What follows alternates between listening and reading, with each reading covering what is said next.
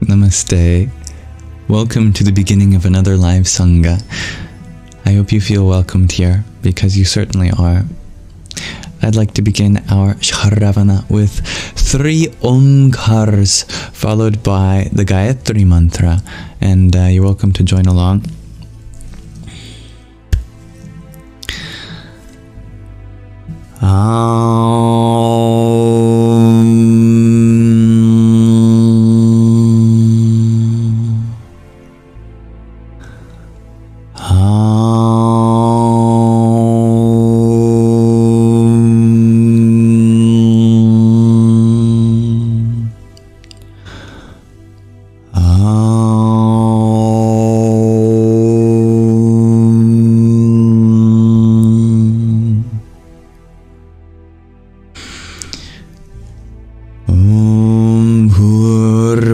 Swaha tatsaviturvarenyam bhargo devasya dhimahi dhiyo yonah prachodayat.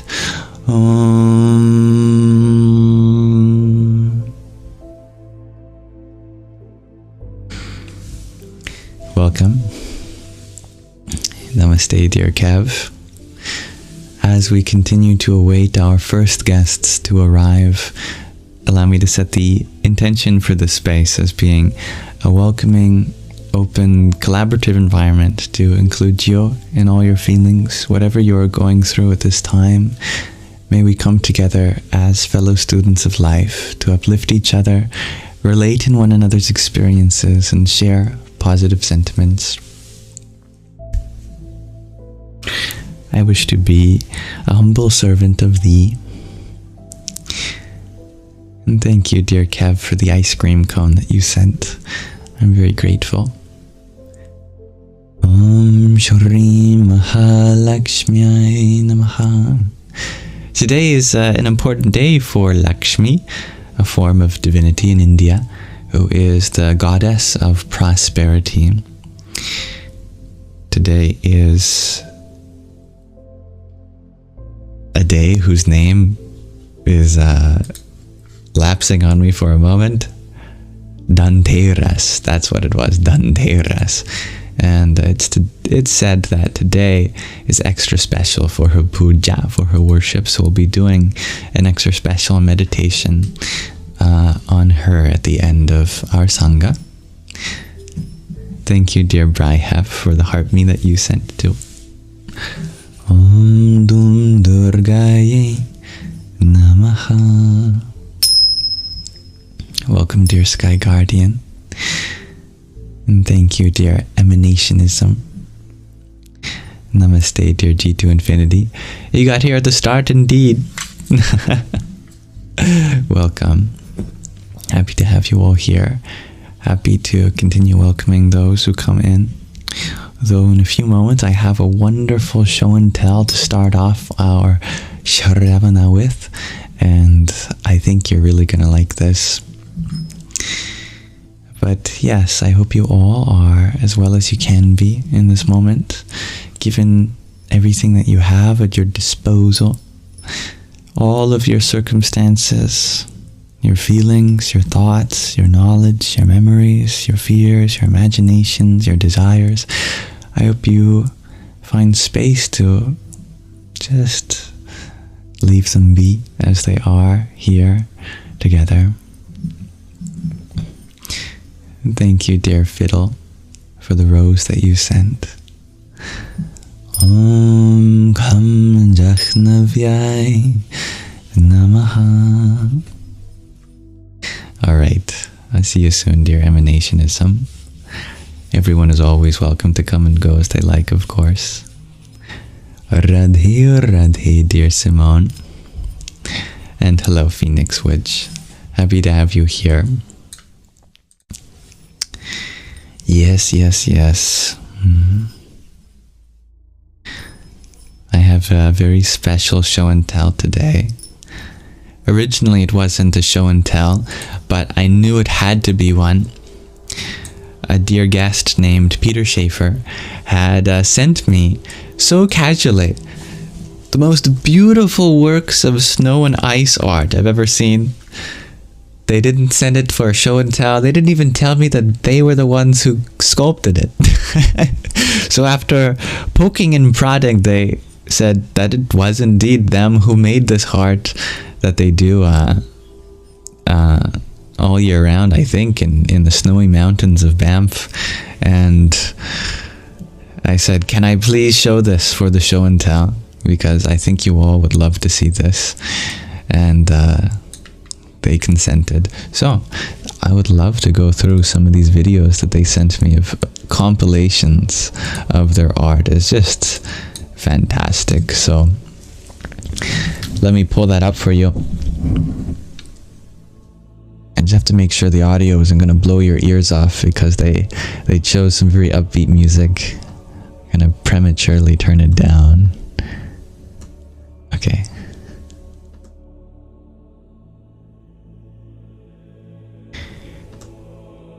Here it should be on screen, and it's kind of cropped funny. Let me make sure you can see that fully.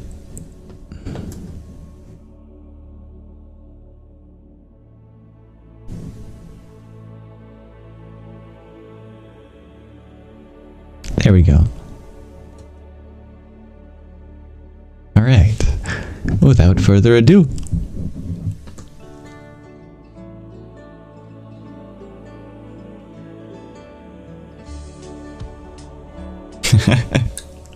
Oops, I accidentally skipped ahead.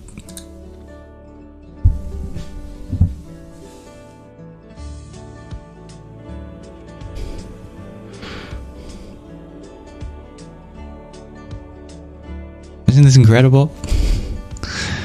Such a beautiful, looks like castles. Oh, I like that one a lot. An owl. Look at that, it's piping. How is that standing? I want to go back to the pipes. Look at that. Just pipes of ice. Ice pipes. Amazing. It looks like some kind of ice queen, like Elsa, underneath this archway. It's incredible. I don't even know how one could make such things.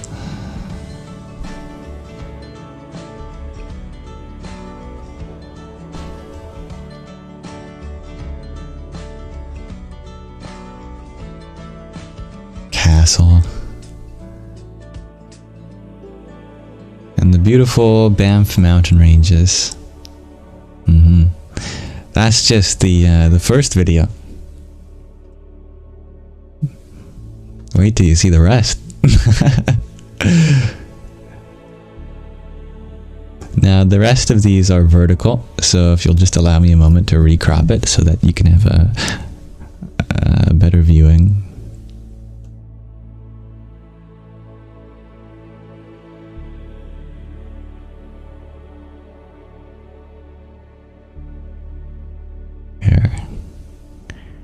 Not sure if there's going to be room for me, but that's okay. It's not about me.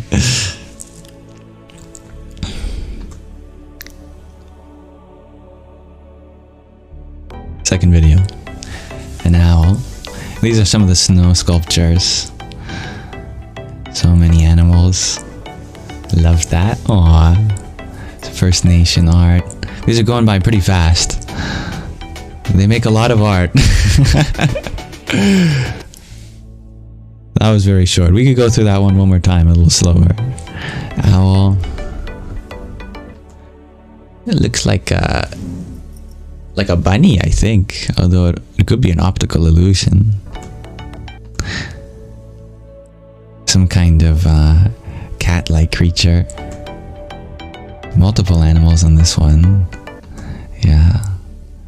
I wouldn't know which animal this was. A lynx or something. Something like that, yeah. Otters looked like. That was a very quick one. Let me go back. Sea otters. Maybe. I'm not sure. Some bottom of the totem pole. Something looks like.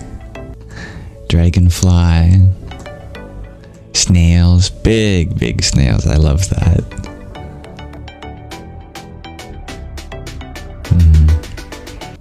Bunny. Just different angles. Second video. Here's a third video.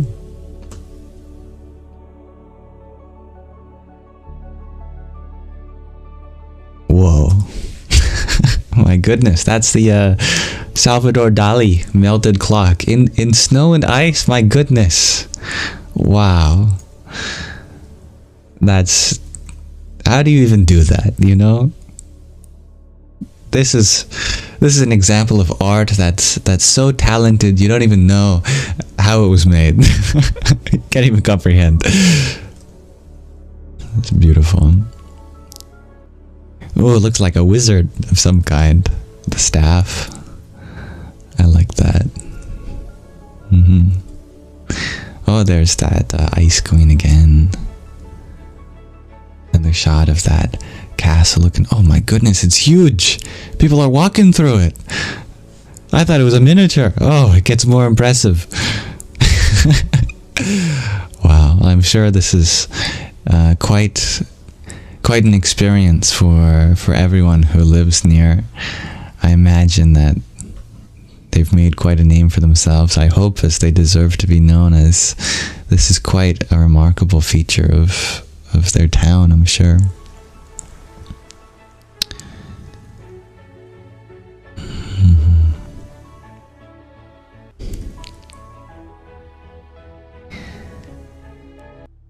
There's the pipes again, and oh my goodness, I just noticed on the pipes there's a dial.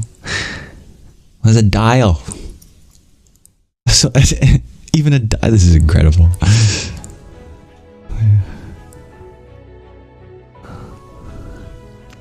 Yeah, it looks like a scorpion of some kind, that one is. I think we've seen some of these before, but I'm happy to continue to look at them. Yeah. And the last video here, some more snow sculptures.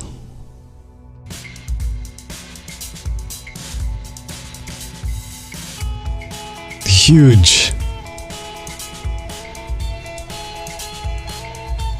I imagine some of these, they must be a team effort. Have to be.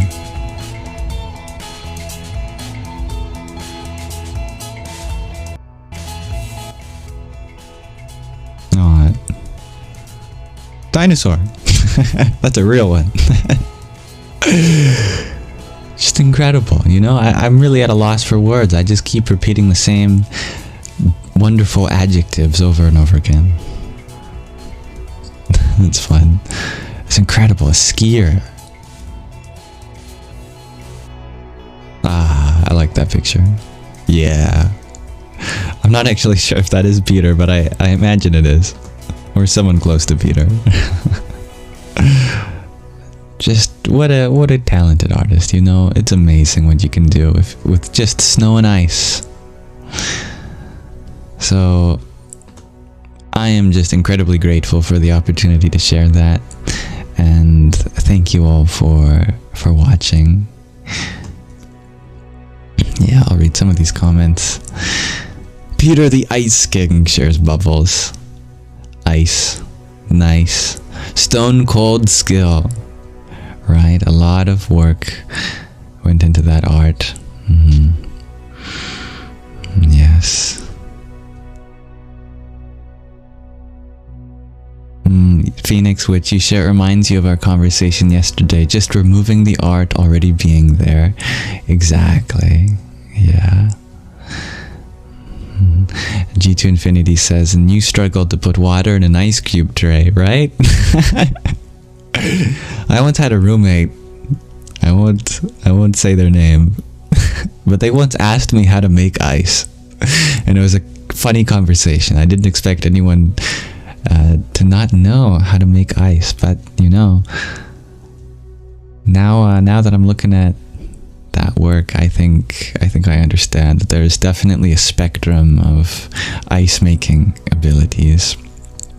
A very talented water bender, clearly, shares Anna. Yeah, some of the art looks Mayan. Just phenomenal. So I'm so grateful that Peter Schaefer allowed me to share this with you all. Thank you. Now, if you ever had something that you wanted to share, even if it's G2 Infinity successfully making ice in their ice tray, you're welcome to send that. Never feel like you have to compare yourself with any of these wonderful, talented artists. I'm happy to see anything that you have to share. So please check out the show and tell application form in the link tree in my bio. And I hope to see you next time for show and tell.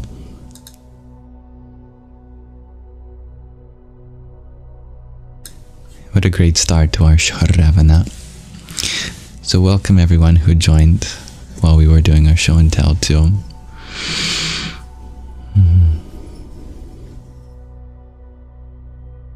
And thanks to those who sent a gift while we were exploring that.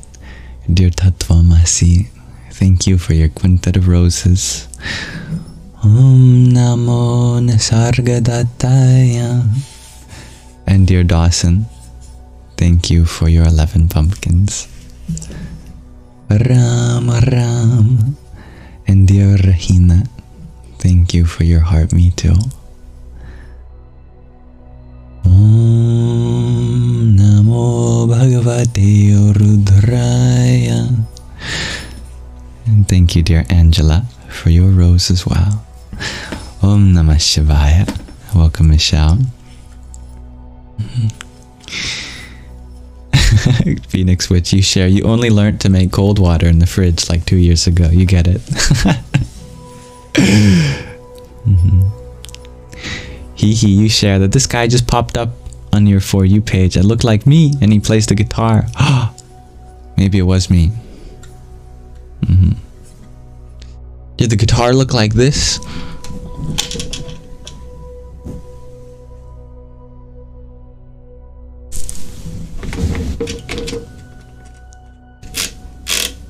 Just kidding, I don't know how to play that. That's just a piece of decor, basically. That is a bass guitar. Indeed.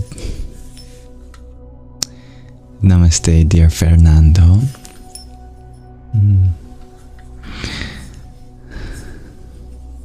It did look like that? Oh, maybe it was me. You know. Various versions of me. Timelines crossing. I don't know. The Yam verse.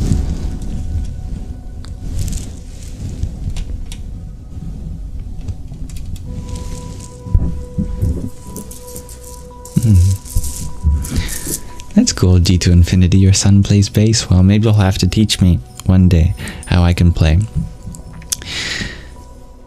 Because I don't know how. Now, thank you all for being a part of this introduction to our lives so far. I would like to continue in our Shravana to read another chapter from Hollywood to the Himalayas. So if you'll join me now.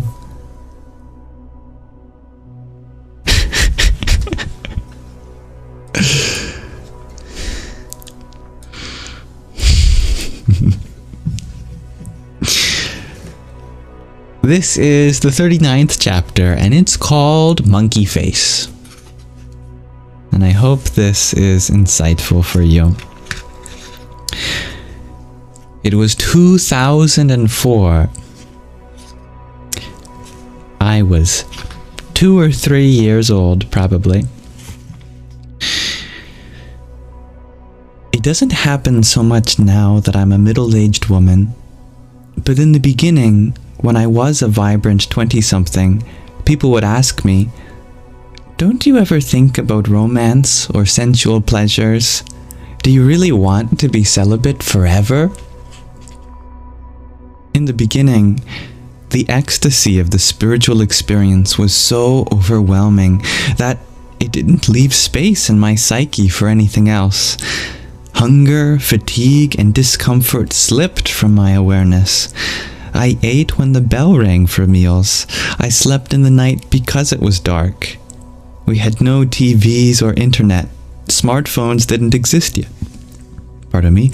And I could meditate only for so long before slumber dragged my body into the bed. None of these was an internal call. I had no experience of hunger. Not in my stomach for food or for physical or sensual pleasures. Those internal biological mechanisms had been flooded into stillness by the waves of spiritual experience.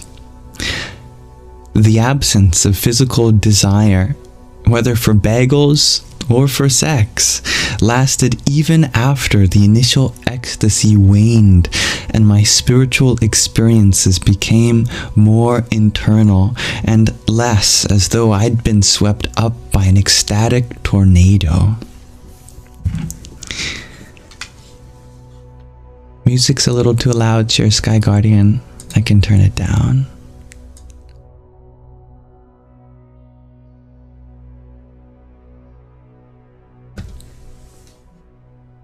The fulfillment that my new spiritual life provided, the deep inner connection I'd been gifted on the banks of Ganga, removed the longing to reach out and fill myself with either food or relationship. On the rare occasions when these urges did arise, as explained in the previous chapter, I learned to meditate and channel the energy upward. That was until a particular famous actor came to the ashram. On the second day of his visit, we sat in my office talking about my spiritual life and his movie career. Suddenly he said, "I'm very attracted to you." I froze. I was supposed to be a spiritual teacher, not a love interest. I carefully deflected the comment without blatantly ignoring it, and our conversation regained its former flow. Neither of us ever mentioned or hinted at it again. However, his comment, natural coming from a 30-something unmarried man to a 30-something unmarried, albeit celibate woman, was a match reigniting a fire that had long ago been extinguished. I couldn't stop thinking about him. He left Rishikesh the following morning, but our friendship continued, and each time we met I felt a surge of excitement. Romantic fantasies brewed in my mind. I found myself daydreaming about him in the midst of work. Finally, I told Swamiji, "I have a confession to make," I began, my face flushed and my eyes looking down at my fingers in my lap, as though the secret of how to share this confession lay in careful examination of my fingernails. He said nothing and waited for me to continue. I couldn't speak. "Yes," he finally prompted. I hated myself. How could I possibly admit this? What had I gotten myself into? Now he was waiting for me to speak, but of course there was nothing I could say. "Yes," he repeated a few minutes later, as though I had simply forgotten that I had come in with an announcement. "It's about, I'll call him Tom." Swamiji responded and picked up a file on his table. As if I was going to take all day to spit it out, he might as well pursue some of the papers on his desk. My face felt so hot, I thought it would melt off my skull and drip onto my lap. It was not from shame, but from embarrassment that I had to tell my guru about what I felt. Yet, in an odd way, it felt good. Giddy good. I giggled a bit as my face got redder. Swamiji looked up from his papers at my red face and into my eyes, which, despite all my willpower, I could not raise to meet his. "Oh no," he said, laughing. "Really? Come on." "I don't know what to do," I said, and refocused my deep concentration on my fingers fidgeting in my lap. "Do? There's nothing to do. Ignore it and it will go away. Work harder. Do your japa, your meditation practice, whenever the thought comes, and don't pay attention to it." But, I stammered, how to explain that I was enjoying the experience. Swamiji gently put down the paper on his desk and looked at me with loving pity, just as a mother explains to her child after they come home from the Arctic exhibit at the zoo that No, a polar bear cub would not be a good pet. Yes, it's cute. Yes, it's cuddly. But polar bears do not belong in suburban homes. In that same voice, he explained to me that, no, fantasies of Tom did not belong in your celibate life and could come to no good conclusion.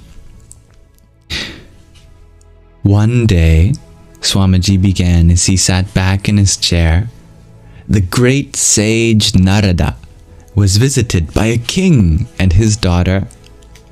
The king asked Narada to look at his daughter's palm and bless her future, as the day of her Svayambara was approaching. On this day, she would choose her groom from among a castle full of eligible bachelors. Narada, a holy rishi, a brilliant spiritual guru, and the author of the Bhakti Sutras, took the young girl's hand in his. However, rather than reading her palm, he became intoxicated by its softness. He could see only his own yearning in the delicate lines running along her pink silky skin. As he raised his eyes and beheld the princess's beauty, Narada was transfixed. Quickly regaining his composure before the king noticed, Narada told the king that his daughter was the embodiment of goddess Lakshmi, and that no one less than Hari, Lord Vishnu, would be her groom. The king was thrilled to receive the sage's blessing and requested that Narada grace the Swayambara with his presence. Narada agreed, planning not just to grace the event, but to be the one chosen by the princess. Narada knew that he had the wisdom and greatness to marry the princess, but not the beauty. So he rushed to Lord Vishnu and begged him, "O Lord, please bestow upon me thy glorious face of Hari, the effulgent face of the divine." Lord Vishnu, knowing all that transpired, told him, "Tathastu." And so it is. Narada strutted into the Swayambara, ecstatic in his confidence that the beautiful princess's hand would be his, for he now had the face of Hari, the glorious divine Lord. As the princess walked up and down the rows and aisles, surveying one potential groom after another, Narada waited patiently, knowing that the moment she came upon his divine greatness, both in wisdom and in beauty, she would put the flower garland upon his head, symbolizing her selection. However, when she came to Narada, she looked at him and with a slight smile on her lips, continued to the next man in line. Narada was incensed.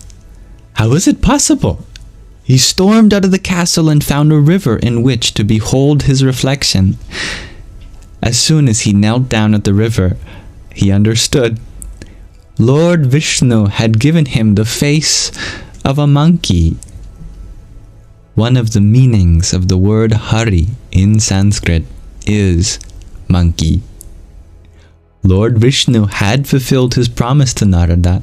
He had given the sage the face of Hari. Lord Vishnu knew that Narada was not meant to run off with the princess and live in a castle. He was a great, unparalleled sage and rishi who was needed for humanity. Narada was meant to write the Bhakti Sutras, a unique and sacred treatise on devotion. His life was not fated to be running after sensual pleasures with a beautiful woman.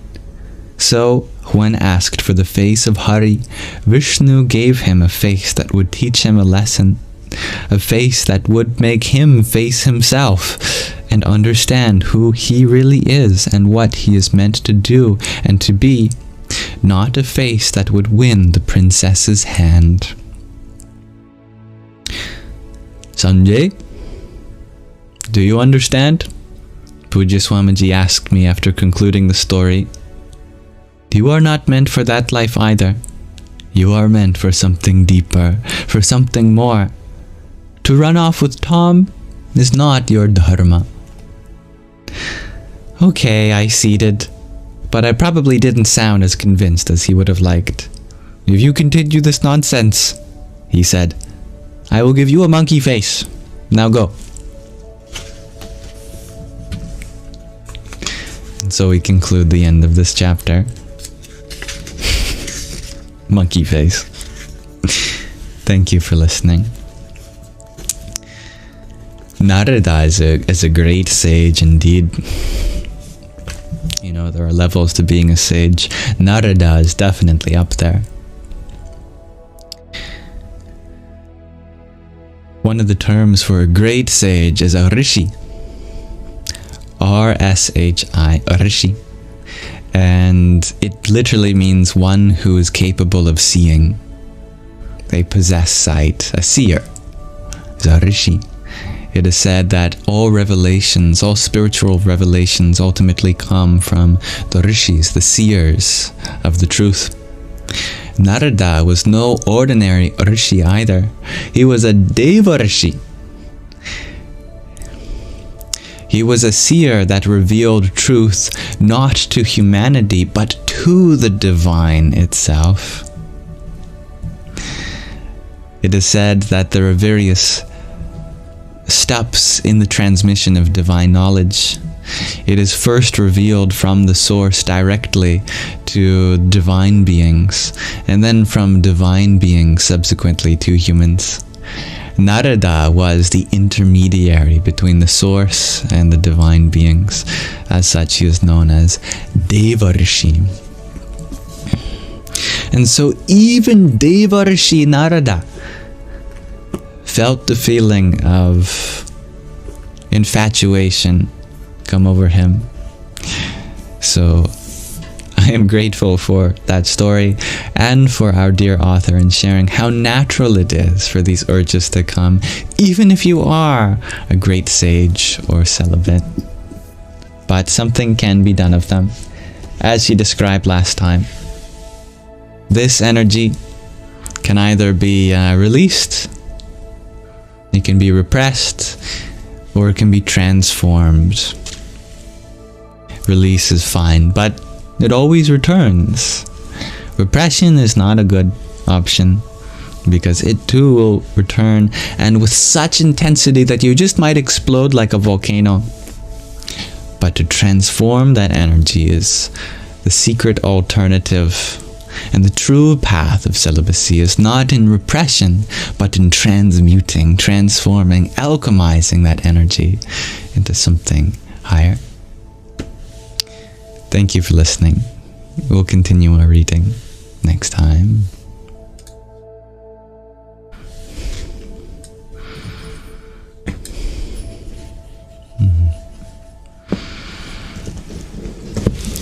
So that is a good Shravana, everyone. Thank you for taking this time to listen, to watch this show and tell and reading from another chapter of this book. Now we can transition into manana, into the processing of our experience. See you there.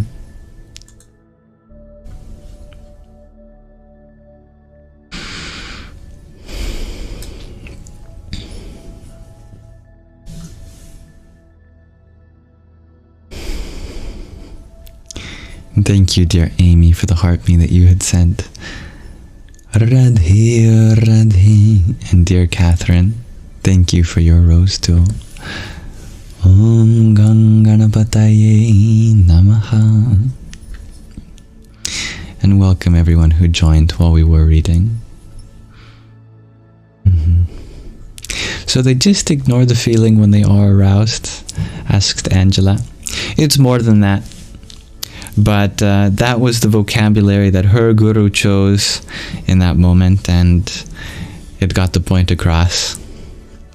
But when we hear that, we might have the connotation that that implies any kind of repression or suppression. what is literally being transmitted by that term ignore is to accept but not do anything about it. To not release that.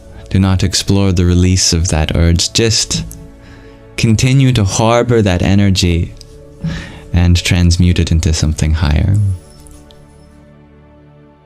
The meditation she gave last time is to imagine drawing that energy from the procreative organs up into the heart, and then it bursts into divine love. And she said you can even take it higher after lots of practice into the third eye, and it transmutes into divine vision.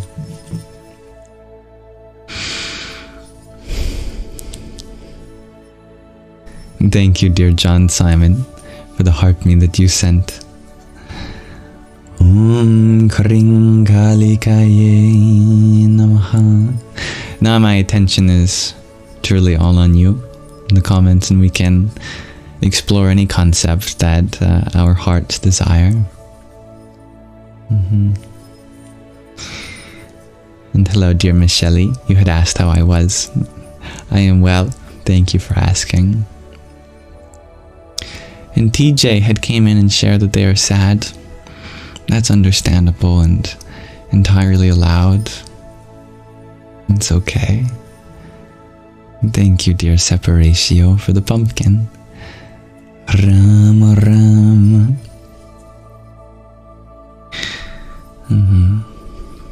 Gwen had asked if I had a Halloween costume. Yeah, I don't know. This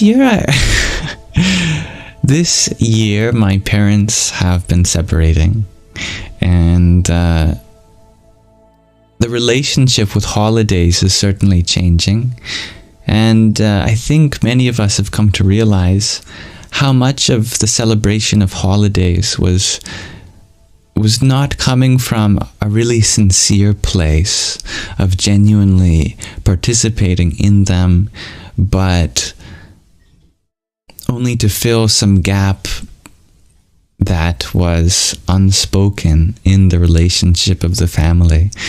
And as such, it was probably not, it had the possibility of being healthier. And now that there is space between family members to discover themselves, I think we've also been discovering our own independent relationship with those holidays, and not just as something that we feel like we have to do because families are supposed to do that. As such, I don't think that there really is much of a Halloween celebration in my family this year, and that's fine.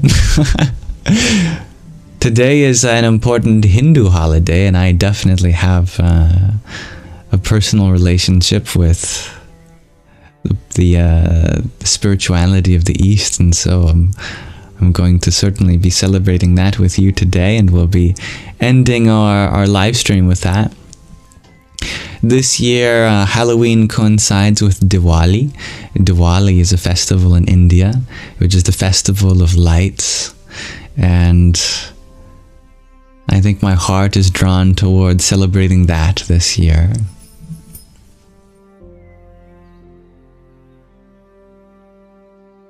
Thank you, dear John Simon Ritchie, for your Gimme the Boats, your pair of them. Om Kring Kalikaye Namaha.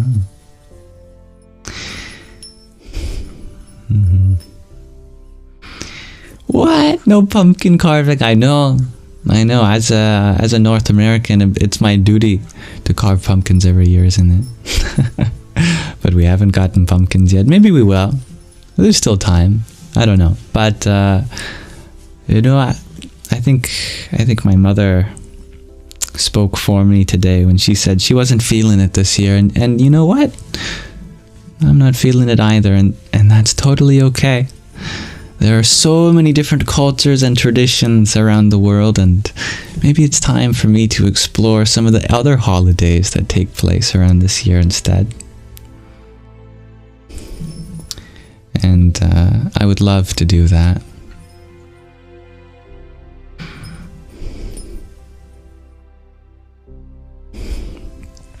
You knew there was a reason you lit 1 billion candles today, shares Phoenix Witch.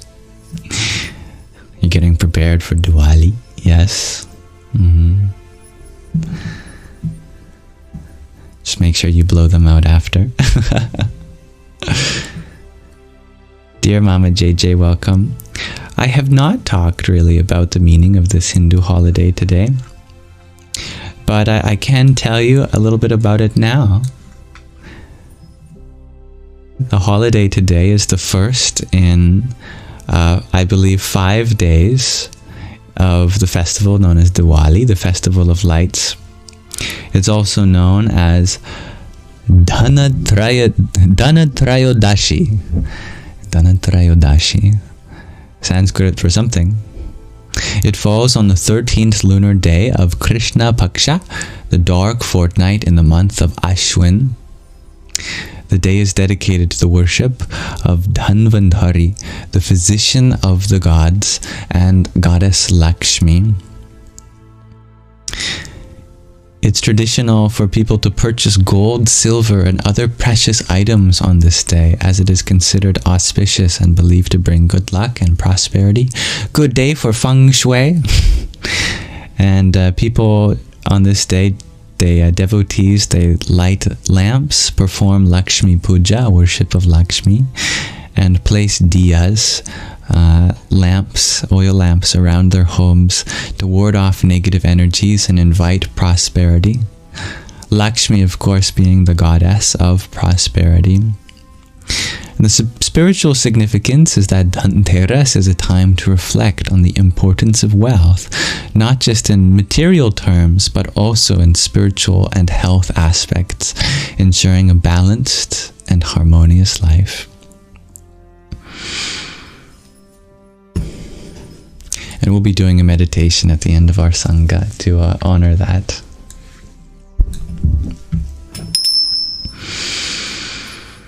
Gregorji, you share that you bet Trayadashi means 13. Yes, you are right. That is the meaning, isn't it? Because it is that day in the lunar calendar. Yeah, Dhana Trayadashi. Good spot. I didn't catch that. What a beautiful question, asks Dear Phoenix Witch. Can I light a candle in honor of all you beautiful souls? Absolutely. And you know what? I tell you what, I will also light one. Just give me 1 second.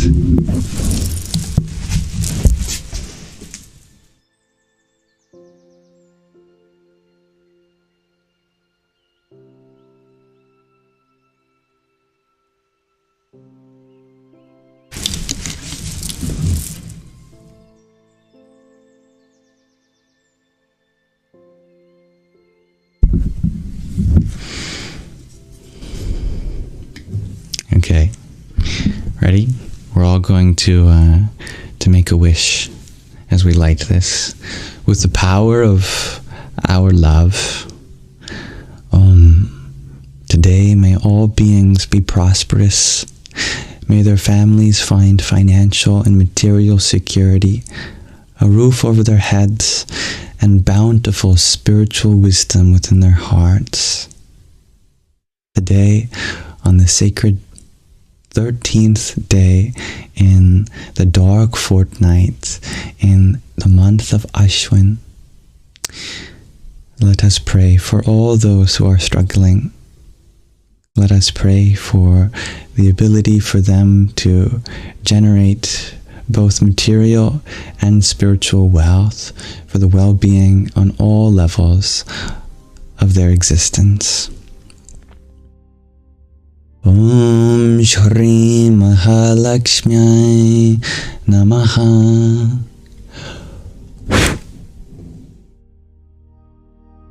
There. Where can I put this? I'll put it there.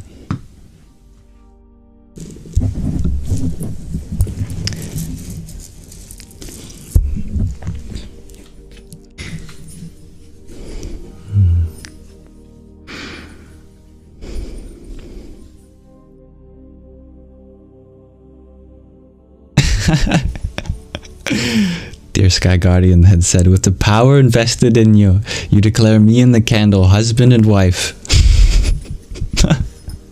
Well, that means we have to kiss now.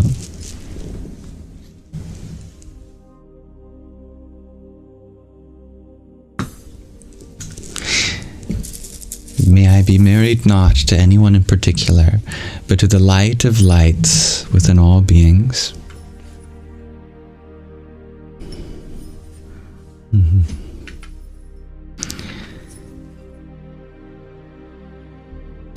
That's true. Maybe I'm just embracing Australian culture, where Halloween isn't traditionally celebrated. Dear Alistar. Now, Halloween is beautiful too, actually, because Hallows Eve, dear Alistar. Now, Halloween is beautiful too, actually, because Hallows Eve for my internet disconnected me. If it has returned, please let me know. I hope it is connected by now. I think it is. But you can confirm. I'm back, okay. On Halloween, one dresses in scariness to ward off the scariness, but also to recognize that that scariness is a part of ourself, because we put on the scariness as a mask. Isn't it so? And so we dress up as the monsters, the demons in the dark, to remind us that they are just like us. And so we simultaneously gain courage to ward them off while recognizing that they are reflections of the masks that we wear also. That was the original intention, and you know what? I think we still successfully do that, even though that might be lost in the conscious mind. We still dress up, and children still have to face their fears of going out in the night and seeing all sorts of scary stuff, and dressing as a character that means something to them, to uncover the very fact that all these characters and stories are really just expressions of ourselves. Now we've just expanded the retinue to include both scary and lovely characters all around. I think it still serves a ritualistic purpose, though we might not realize so.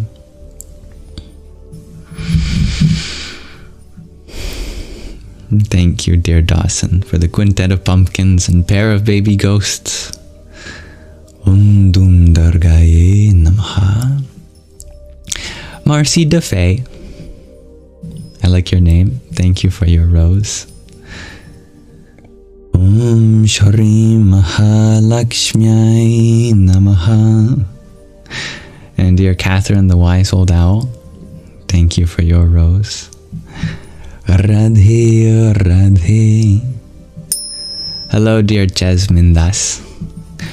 What are my thoughts on reincarnation? Can we regain consciousness? No. You can never regain consciousness, because you can never lose consciousness, dear. You can only lose that which you have acquired. You are the consciousness. There was no time in which you did not acquire yourself. Was there a moment before your consciousness? You can say, well, certainly the world existed before I was born. Okay, but did your consciousness not exist then? You may say, I don't have any memory of it. But is consciousness the memory, or the one that has the ability to remember or forget? Consciousness is not a memory. You may have a first memory. That's entirely reasonable. But you cannot have a first moment of consciousness. Consciousness was there even while you were sleeping. But yet, there was nothing for you to be conscious of. So it didn't feel like you were conscious. And so we say you were unconscious. But actually, it's not that there was an absence of consciousness. There was a consciousness of absence. Such is why we can wake up and intuitively know that we did sleep deeply. In the similar way, consciousness was there even before you were born. It is just that there was nothing to be conscious of then. After death too, there will be nothing to be conscious of, but consciousness still remains. And in that space of consciousness, you will reach the very same absence from which your birth came. Wouldn't it be natural then to assume that your consciousness continues to have bodies appear before it? If that space that you enter before and after death are the same.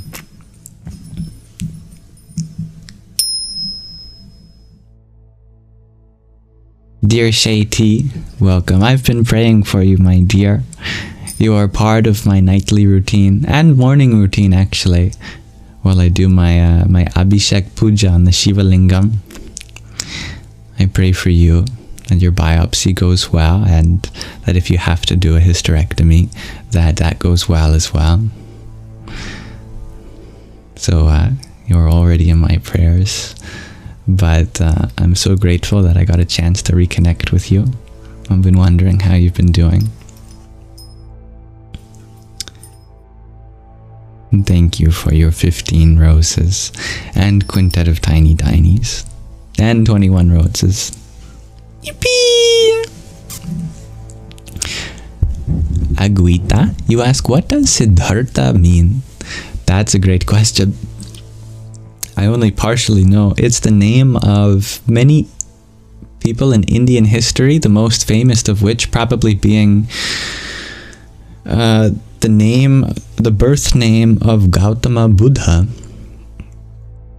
Gautama was his last name, I think. Did they have last names? Anyway, his full name was Siddhartha Gautama, and then he became known as the Buddha, the awakened one.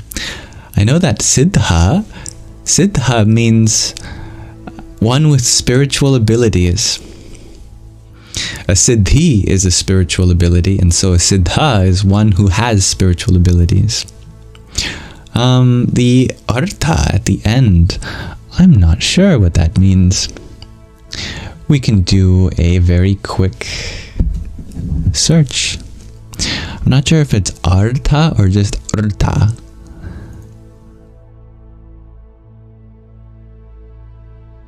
I have a feeling that it's... Oh, let's see. Artha refers to treasury. Nice. Treasury. I like that. It can also translate to meaning, sense, goal, purpose, or essence, depending on the context. Or wealth or prosperity. So, I guess you could translate Siddhārtha in a few ways. Maybe a treasury of spiritual ability is one way you could translate that name.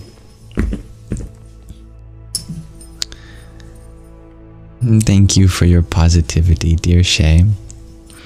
And the other name of the Buddha, Gautama, you are close. Gautama, I believe. Let me double check that for you. Gautama. Yes. And what does Gautama mean? I wonder. It might have to do with cows. I know that Gau can relate to cows. Nope.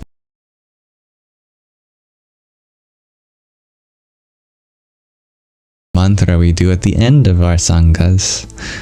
Tamasoma Jyotir Gamaya, which means bring us from darkness to light. So Gautama, oh, I love that.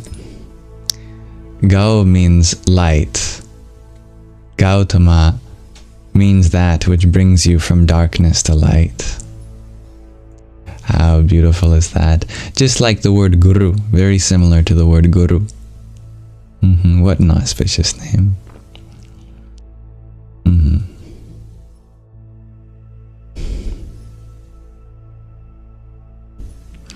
Gregor-G gives an alternate translation for Siddhartha, which is, he has found, he has attained his goals. I like that, yes. I think Siddha can also translate to an attainment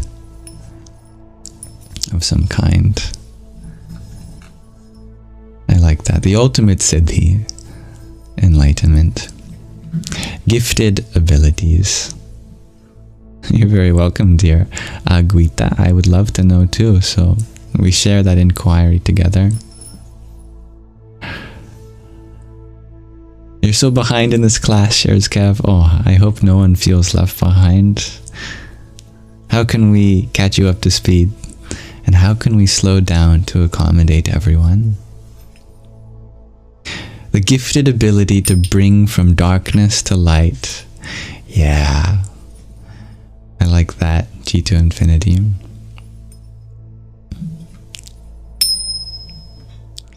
Gītā, you also have a wonderful question. In addition to your last, who is Parvati? Parvati is the consort of Shiva, one of the forms of the divine in Hinduism. To understand who Shiva is, we must recognize that this universe happens in 3 different ways all at once. It happens at the level of creation. As such, we can refer to it as creation. And we still do in English also. We refer to the universe as creation, especially in theistic contexts. But not only is the universe being created, it's also being sustained. So I'm not sure what the noun form of that would be. Sustation? We could call this universe that which is sustation. Sustenance of some kind, I suppose. But there's also a destruction happening at the same time, a dissolution. We can refer to this universe as a dissolution at the same time. Each way of thinking about what's happening now corresponds to a different way of understanding the divine. The first, understanding this as creation, means to understand the divine as a creator. In Sanskrit, that's Brahma. Understanding this as something which is being sustained means understanding the divine as a sustainer. That sustainer is known as Vishnu in Sanskrit. And understanding this universe as a kind of destruction, as something which is dissolving, then we understand the universe's divinity as a destroyer or a dissolver, and that's the divinity of Shiva. Shiva represents the source of that power. Parvati represents the power itself of that. In Hinduism, the masculine is the potential, and the feminine is the potency. So Shiva is the potential of dissolution, and Parvati is the potency of dissolution, the power of dissolution itself. So whenever you are face to face with something which is being destroyed, dissolved, or being turned from something into a simplified form, something taken from this and being reduced to that, then you are experiencing Parvati. She is right there before you. She is the great simplifier. Because destruction isn't a negative thing. It's not in some wrathful rage that things get destroyed, but it's a simplification that happens where something is no longer serving this part of the universe, and so it gets reduced into its components to be built up again into something else.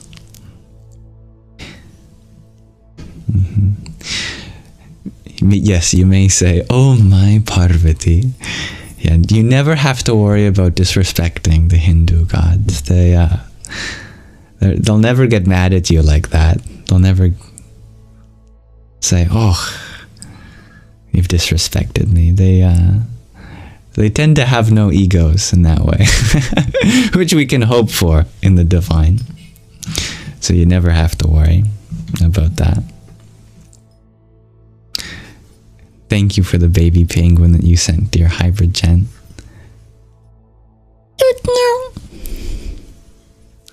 And isn't it fascinating that Siddhartha Gautama's name foreshadowed him as being the enlightened one? To be fair, it was already foreshadowed in the dream his mother had while she was pregnant, as it was foreshadowed by great sages coming to the king and queen to tell them that their son would either be a great king or the next Buddha, a fully awakened one. And of course, the reason that he was sheltered for so long in his life is because his king wanted one of those options.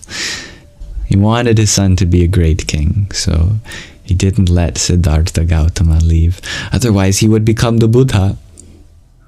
So, Siddhartha Gautama had to run away himself from the kingdom, and he became the Buddha.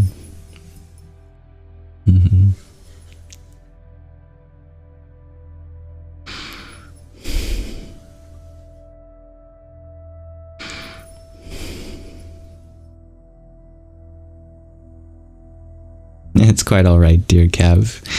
Your understanding at this moment is precisely enough. You are enough. Always. Gītā, you also ask, you are asking some amazing questions tonight. Is darkness actually bad, or is it the equivalent of yang? Well, is badness actually bad? There's so much negativity in the world, but even that serves a purpose, doesn't it? When a child is sick, that gives your mother a reason to love you even more, doesn't it? When there is a sickness in the world, that inspires us to be even more loving, even better caretakers. That's the purpose. However, that purpose is something we have to realize. It's not a given. And that's the spiritual path in a nutshell. To recognize that what we call as darkness in the world is just space for light to follow. Opposites attract. All the darkness in the world should attract the light from in your heart to shine on it, to empower us to make the changes that we can. That's our purpose.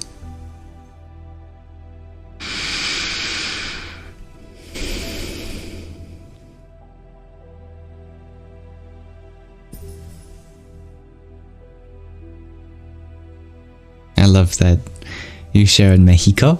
The creator is, I'm not sure if I'm going to pronounce this right,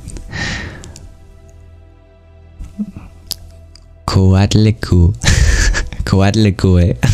I'm not actually confident whatsoever of my pronunciation, but you share that it's a feminine word, and so you actually pray for her. I love that. There's lots of room for finding divinity in all the genders.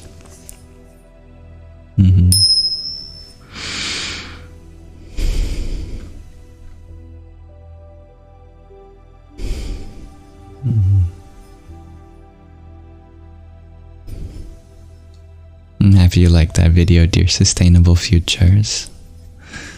That reminds me, I have an opportunity to revisit that.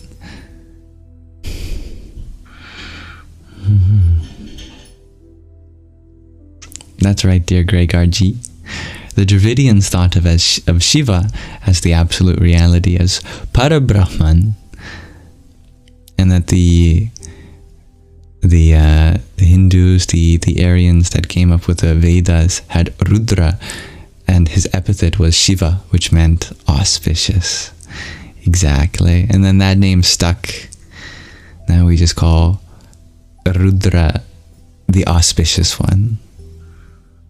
And that connection is so inextricably linked that whenever you say the auspicious one, you know you're talking about Rudra. You know you're talking about Parabrahman, the supreme ultimate reality. And thank you, dear Asma, for your heart me. Jaya Sitaram. Another question from Aguita. What does bad mean after we understand dark as a means of light, as you understood it? Great question. Indeed, the word takes on a whole different meaning. And it takes on exactly that meaning that you said, as a means of goodness. Analogously, if darkness is a means for light, then bad is a means of goodness. But we have to be very careful with what we mean by that.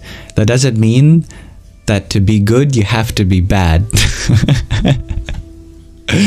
It just means wherever there is something in our life that appears before us as good, then that should inspire, bad. If it's something appears in our life before us as bad, then that should inspire goodness in us. Because that is the point of goodness, isn't it? The point of goodness is that which is a possibility which transcends what we deem as bad. It's the presence that can fill that absence. And I know, right, dear Gregorji, the Agamas meeting the Vedas is such a wonderful revelation that I'm so grateful happened. It kind of happened to me in the middle of the night, literally. I woke up and I was totally sure that my appendix had burst. It was right at that spot, a little down into the right of your abdomen. And it was just such an intense pain. I'm very grateful that through my spiritual practice over the years, that pain has had a different relationship with me. So the point of this story is not that I was in so much pain. I will have you know, the pain actually wasn't so bad, thankfully. But anyway, that's the context of me waking up in the middle of the night to a very intense pain. And I was moments before knocking on my mother's door in the middle of the night saying, we got to go to the emergency. My appendix burst. Now, it eventually went away. But during that time, as a meditation, I thought that I'd just randomly read the Wikipedia article on the Agamas. And as I read about the Agamas, that pain just dissolved. And actually it was replaced with a deep, deep kind of bliss.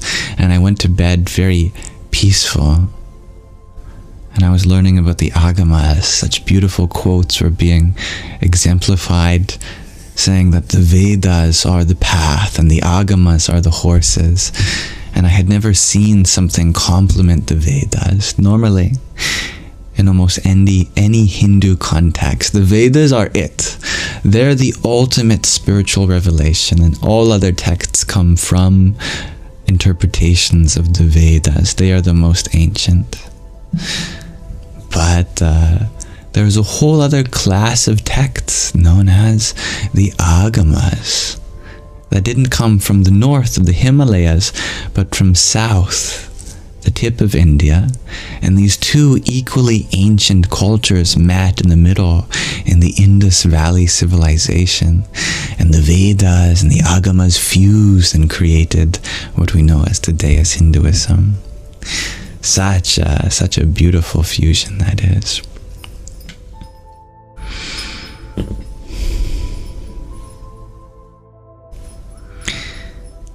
Thank you, dear Angela, for the ice cream cone that you sent.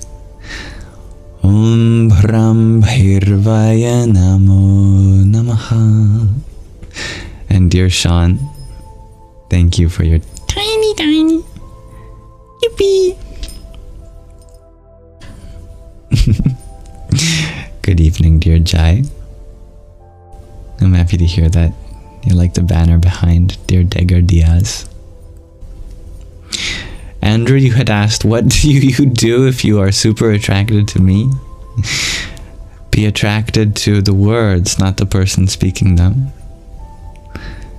The meaning of everything I share does not come from just this individual personality happening here. So ask yourself, what is it that you are truly attracted to, and recognize that it's not something exclusive to this happening of body and mind. I hope to be able to share something that is from a place within all of us. So if you are feeling any sort of love for that, please discover that love as a source within yourself. That's a practical answer to the question.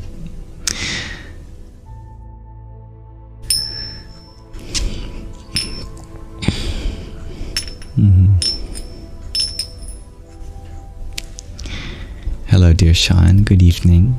Good morning, everyone who joined. Yeah. Gītā, you share that you yourself see the gender as something occidental, and that's why you want to know. I assume you mean in the terms of Occident, which is an old-fashioned way of saying the West, the Orient being the East, the Occident being the West, unless this is a typo for something being accidental. But the concept of gender in the West is indeed problematic, and that is seen in the fact that there is many movements in the modern times now questioning the role that gender plays in the West.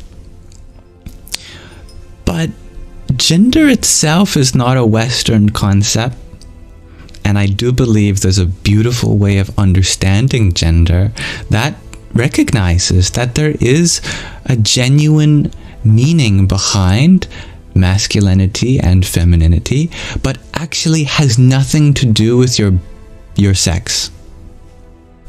And this is the secret of the Eastern philosophy of the Orient, that the feminine just means of nature, and the masculine just means of consciousness. I made a video on that if you want to see. One of the most ancient and Eastern formulations of gender has nothing to do with the body, but has to do with Prakriti and Purusha, nature and consciousness. These two sides of life as object and subject. Everything that you see, that you hear, that you touch, that you smell, and that you taste, all of that is of the feminine. She is Mother Earth, Mother Nature, Mother Universe, and she comprises all of the objects, the form, the energy. But that one which is doing the hearing, the seeing, the tasting, the feeling, the smelling, that is the divine masculine. That is the soul, the consciousness. Such is why we refer to this nature as the mother, but we refer to that inner light as the father. So these terms, mother and father, speak to an ancient idea of gender being the inner and outer faculties of existence. The feminine is the faculty of what is being experienced, and the masculine is the faculty of the experiencer, as source and manifestation, as potential and potency, as the energetic and as the energy, as consciousness and as nature. So we all have feminine bodies. It's not that some bodies are masculine, some are feminine. Bodies are part of Mother Nature, therefore all bodies are feminine. And it's not that some consciousnesses are masculine or some are feminine.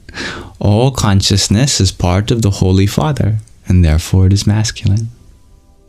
But it is how you experience this life. Does your identity shift towards one or the other? If you are highly identified with the material world, then you are highly feminine. If you are highly identified with the spiritual world, the spirit, the soul, then you are highly masculine. And if you are equally balanced in your identity of the material and the spiritual, then you are both masculine and feminine equally. And there are many archetypes of that as well. Like in the Shiva and Parvati union, Shiva Shakti union, you'll see iconography where half of the side of this divine image is masculine and the other is feminine. And the idea is to realize the oneness between them. That actually, these are inseparable companions. And they are part of this one which is beyond concept of duality. That you could say that oneness itself has no gender, or you could equally say that it has all gender. Alright, thank you for your lovely questions, dear Agwita. And I'm happy to know that I've pronounced your name right, as if it was my mother language, my mother tongue. Huh? That's another example of the feminine, isn't it? Language itself is an expression, and since all expressions are feminine, we refer to it as our mother language, our mother tongue, our maternal language. What a great example. That was pretty perfect. Thank you, dear Jay, for the massage for me. That's very kind. May we all massage not just our bodies from time to time, but our minds.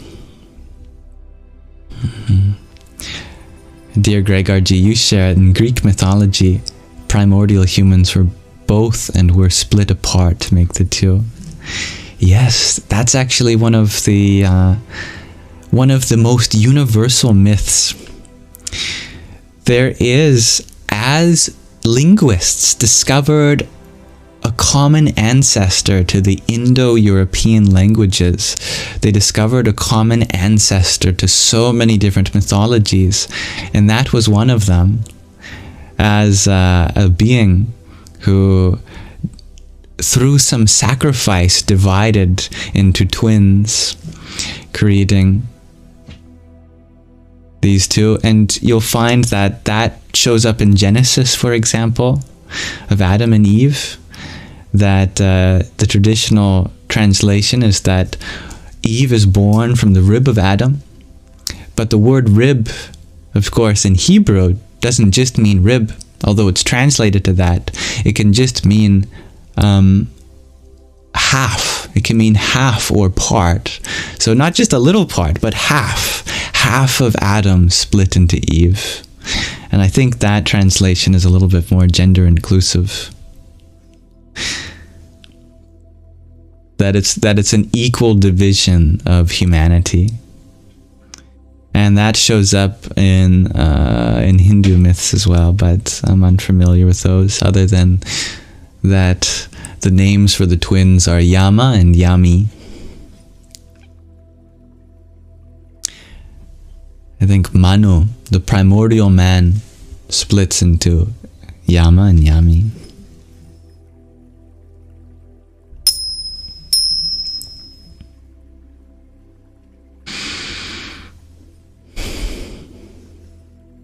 I like the way you put that, dear Degar Diaz. Yes, these are the twin flames indeed, dear Doom Knight. Hello, dear VB.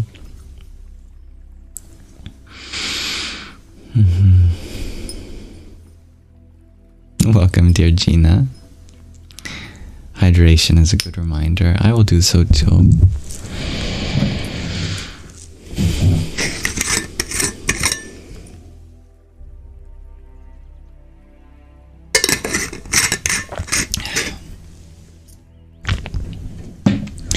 Damien had asked why I support the LGBT. It is one's duty to support inclusivity. LGBT just means that everyone can express themselves in a way that makes sense to them. And I've specifically chosen to add that to this board because, unfortunately, religions have come with the connotation of suppressing sexuality, suppressing gender identity, and so I wanted to be clear that as I am inclusive to all spiritual traditions and religions, I am also inclusive to sexual and gender identities too, as everything can be spiritual from a certain perspective. And it's about time that we remedy the gap between religion and personal identity, so that one does not have to repress or suppress any part of themselves, but can find a way to unify that with spirituality.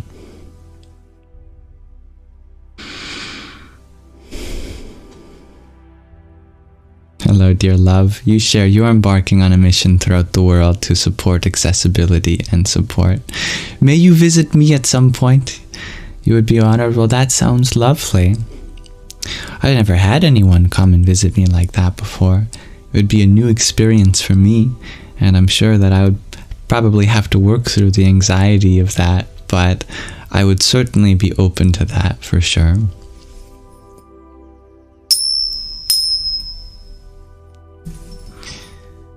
And such wisdom being shared throughout. Now, 1, 2, 3, 4. You ask about the von Neumann hierarchy of sets. Well, that is a callback, isn't it? I have to pause the alarm on my phone. 1 second.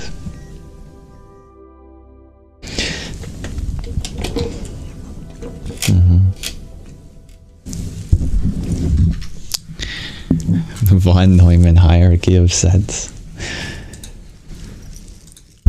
You might know that numbers make up the basis of many things in mathematics. You could say that they are the most fundamental things in all of mathematics, and all of mathematics can be derived from numbers.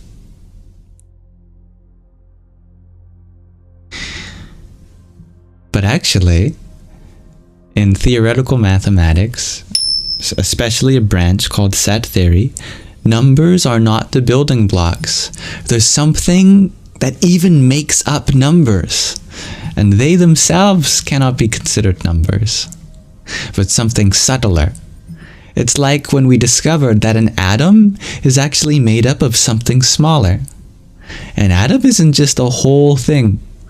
It by itself is also made up of a nucleus and an electron, or multiple electrons. And even that nucleus has some components of itself too, called nucleons. And even those nucleons are made up of something else called quarks. That's right, dear angel. So too, numbers have a sub-number structure. And I'll show you. It's very simple. Just as numbers are simple, these are even simpler than numbers. These are the von Neumann hierarchy of sets. They just don't have as simple as a name. So what is the number 0? Now I'm drawing on my screen. The number 0 is just a set that doesn't have anything in it.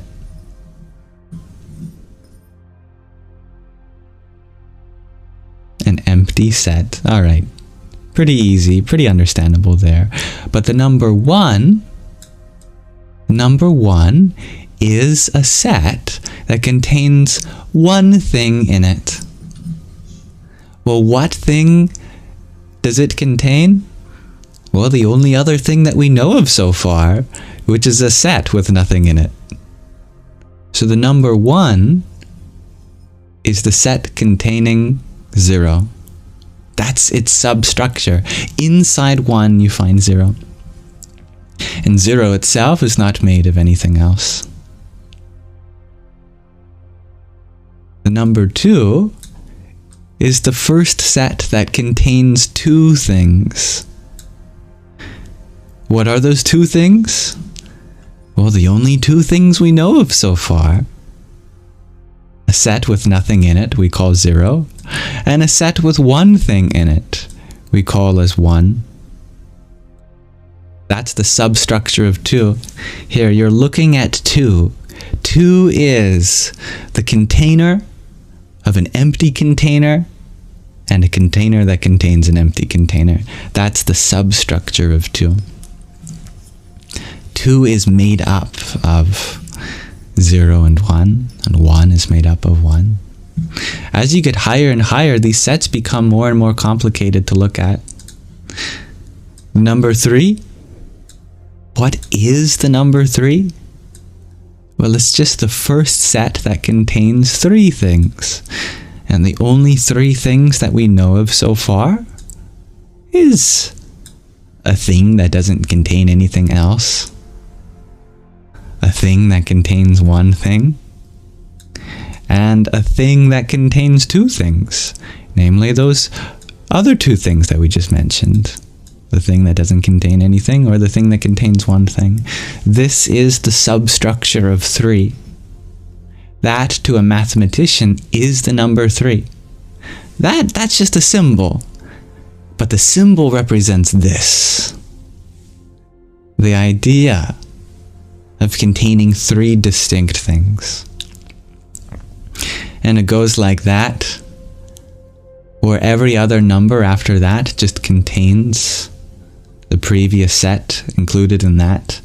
And so there is a geometry of the number itself. All of that is just sets containing either more sets or nothing. Sets all the way down until you get to nothingness.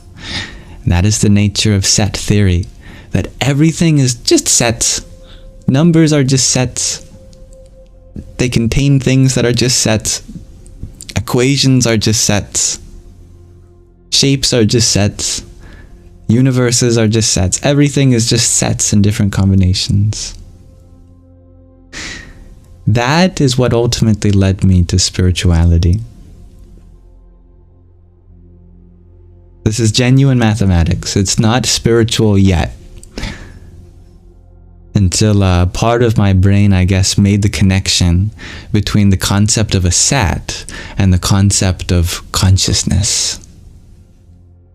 Because this set is so abstract. All it is just an awareness, isn't it? Awareness just either contains something to be aware of or not. In the same way, a set is just defined by either containing something or not. That is the fundamental nature of existence. Awareness, being aware of other parts of awareness. Everything is awareness in different combinations. And then I started reading into Buddhism and Hinduism, and they were making all the same claims, just using a different vocabulary.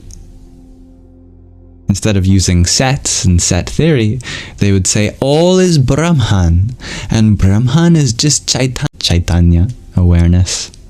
I thought, wow, Here we are thinking we've invented set theory in the last few centuries. But thousands of years ago, there were people living in literal huts, just thinking, with their eyes closed. No equation, no writing system invented yet, no system of education. They're just sitting in their huts, going, yep, everything is just pure awareness, made up of awareness. Nice. And here we are, thousands of years, living in great houses. Many of us are. Some of us are still living in huts, and that's a problem too.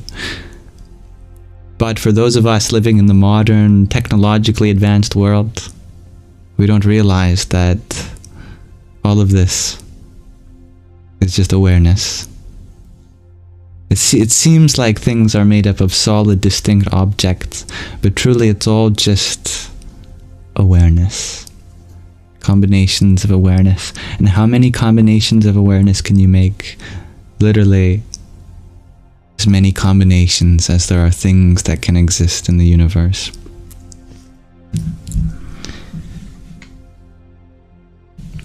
There, that's the von Neumann hierarchy of sets.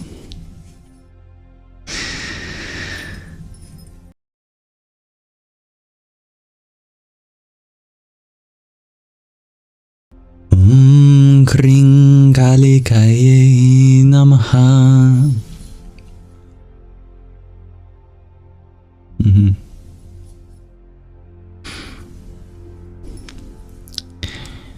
Now, speaking of which, asked dear Angela, do I believe in numerology and astrology, and do Hindus believe in this?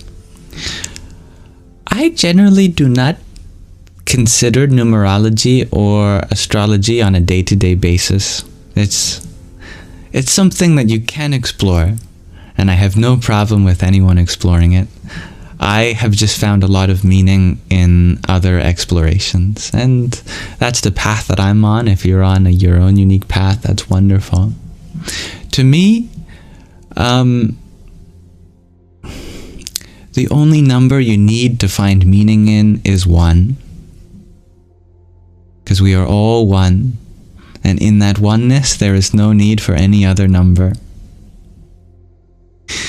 And to me, there is an awareness of astrological signs, but a deeper understanding that you are transcendental to all of them.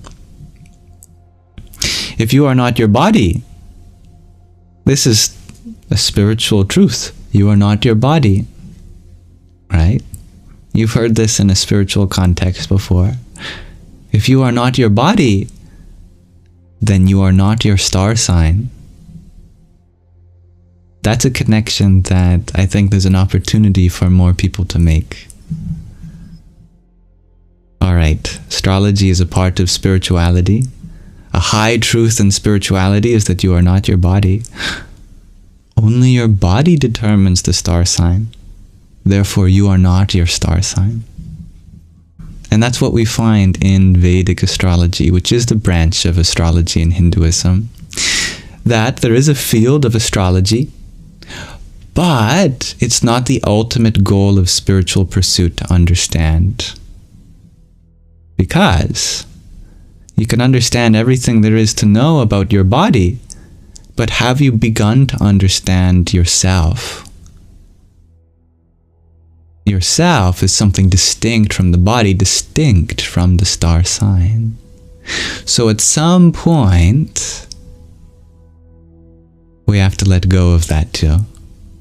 Just as we no longer identify with the body, we no longer identify with the star sign.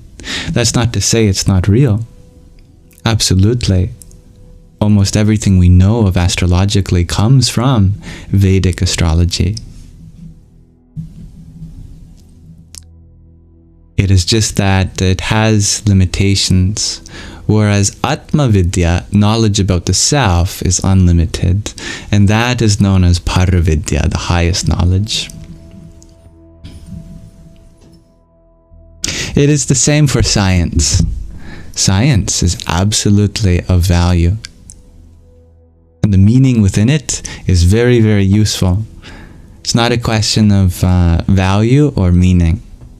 But science can only tell you about the physical universe. Science can only give us an understanding of the objects of experience. We have to have something beyond the physical sciences to truly discover the truth of our being, because our being is beyond what can be understood in the scope of science alone. That subject of this universe, transcendental. But yes, there is a very large corpus of Hindu texts on astrology, and I'm sure numerology too, but I'm not sure of exactly what the equivalent would be. Thank you, dear Evis, for your galaxy. Om Bharam Bhairvaya Namo Namaha. It's always very humbling to receive a gift that costs a considerable amount of money. It is my wish to be able to take that not lightly, but a genuine signal for me to go deeper in my own sadhana, spiritual path, to be able to add even more value to this space and make it worth it, though it's never necessary, as I will always use my resources to support you.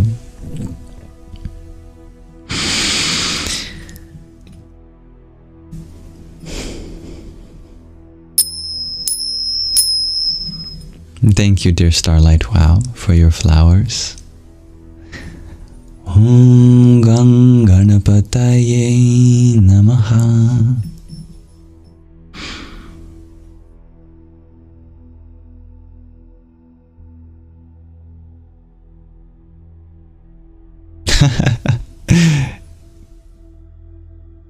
That's funny, Angel. There is truth to that. Dear Jay, you ask, is there anything truly known? Like, all we can do is observe, so how can we know anything? You have shared something in that sentence alone which you can truly know, and that's the fact of your observance. You have spoken, in other terms, the highest truth there is to know. That you are an observer. And that is your essential nature. And that truth did not come to you because you read it or that someone had to tell you. It's just there. In your experience, the truth. That your essential nature is an observer. That what you are is not a body, not a mind, not a personality, not an employee, not a citizen of any nationality. You are an observer.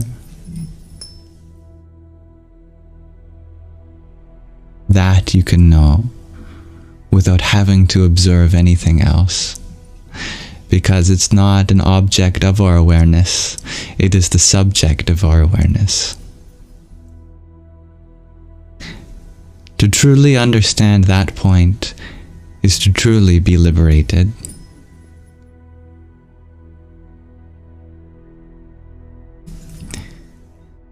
Thank you, dear Angela, for the finger heart that you sent. Om Kring Kalikaye Namaha.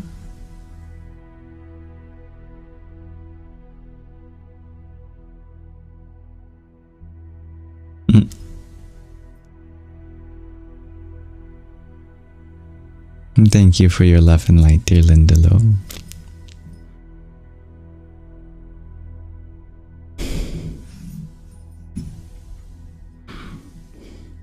Thank you, Angela. And thank you, Starlight Wow, for your pumpkin. Om Namah Shakti Shivaya.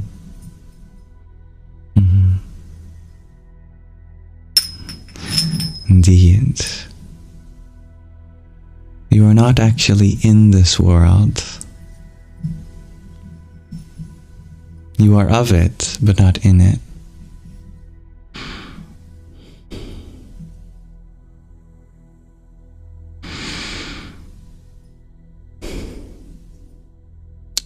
The higher self. Why do we refer to a self that is higher? Is it a self that's above our heads? Somewhere up there?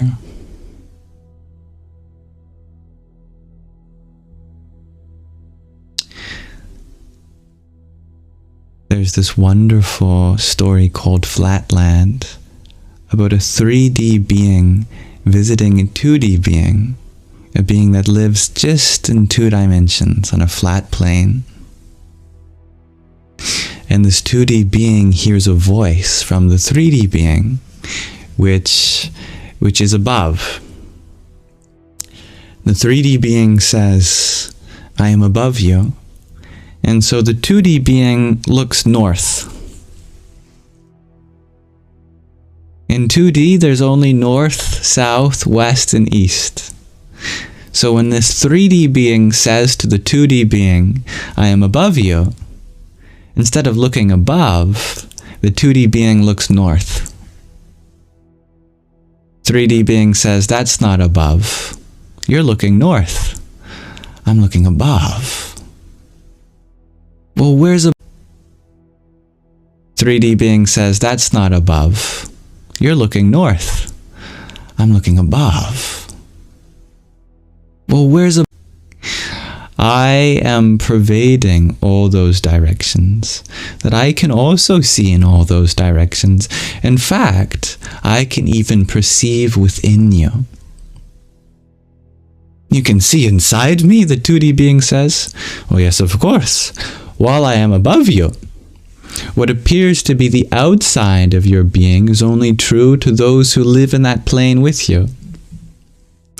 But I can see beyond the boundaries of your form, and therefore inside all of your organs too. Are you inside me? The 2D being thinks. It's in the same way that we refer to the divine as higher or inner, because we don't have vocabulary to describe a dimension that we cannot perceive.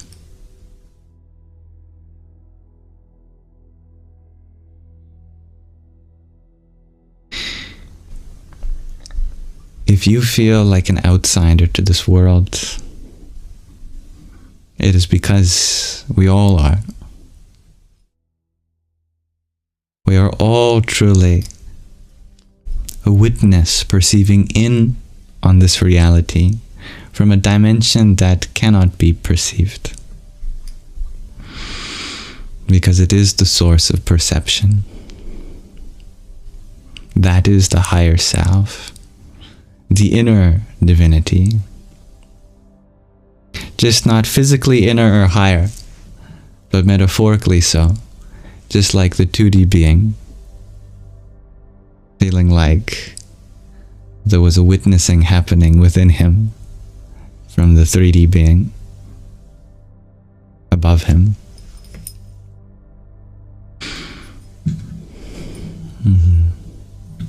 But I'm only speaking in metaphor. Actually, this is a metaphor for metaphor. The metaphor for metaphor. I don't want anyone to think that I'm describing a literal 4th dimension. Even that is just an analogy. Truly, the dimension of our higher self is not 3-dimensional, 4-dimensional, 5-dimensional, 6-dimensional, 7-dimensional, 8-dimensional. It is 0-dimensional. It is simplicity itself. problem is that the zeroth dimension is so incredibly simple that any way we speak of it overcomplicates it. Because to speak is to use many dimensions. The zeroth dimension is just being. It is a single point.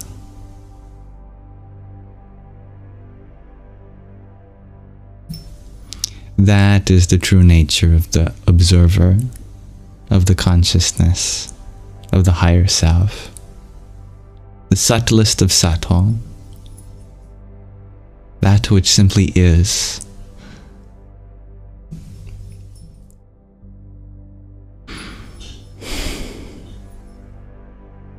So it's a set.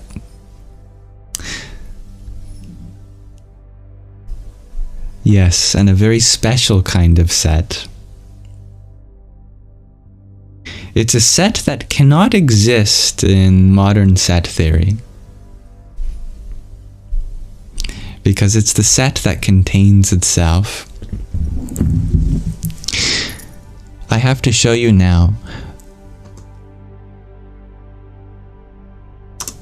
my favorite article in the entirety of the internet. This article comes from an area of mathematics that is so high, so abstract, it sounds like prophecy. This is the article on a point. The highest area of mathematics. A point is what's shown here. A point. This is that zeroth dimension. As a category, we can interpret this as a category with a single object, namely itself, and a single morphism, the identity morphism on the object, which is not shown in the picture since it's automatic. This can be generalized recursively to higher categories as n+1 categories. The point consists of a single object, namely itself, whose endomorphism n category is the point, now understood as an n category. Of course, to make this work, the point must be a symmetrical monoidal n category at each stage, but it is in a unique way. In the limit, the point can even be understood as an infinite category, with a unique j-morphism for each j greater than or equal to 0, each of which has an identity for j greater than 0. In the other direction, the point is a singleton set, as Jay was saying, with a unique element, namely itself. It can also be seen as a truth value that is true. That's a funny sentence. It can also be seen as a truth value that is true. That literally means that it is truth itself, not something that can or can't be true and it happens to be true. It is the concept of truth itself. It can even be understood as the -2 category. It goes on and on. Mathematicians go on endlessly about these things. But we'll stop there before we go further into this abstract nonsense, which is truly what category theory is. But that is about as close as you can get to God mathematically, to the source. That article on the point. And I just love that. The point is what's shown here. And they just draw a point. A point is that exactly, dear Greg RG. You are quite the Vedantin. I am impressed. Yes, the point could be the 0 and the 1. Tadastu. Thank you, dear Mirna. Not a universal set or universe set, almost the opposite. Not something so great and complex and infinitely vast, but just the reverse. The most simple thing that could possibly be existing. Simplest thing in existence. That is the point. That is the point. That is the point. Mm-hmm.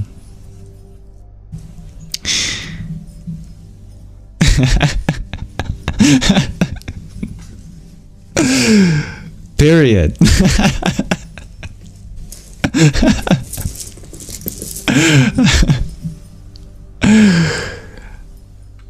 It's this is crazy talk. Now let's be serious here. If you try to talk about something that's simpler than simplicity itself, everything we say sounds like nonsense. But that's the stage at which you get when you start to recognize, I am. And that's the end of the sentence. Or when God reveals himself to Moses, when Moses asks who is speaking to him in the burning bush, God says, I am that I am. What more is there to say?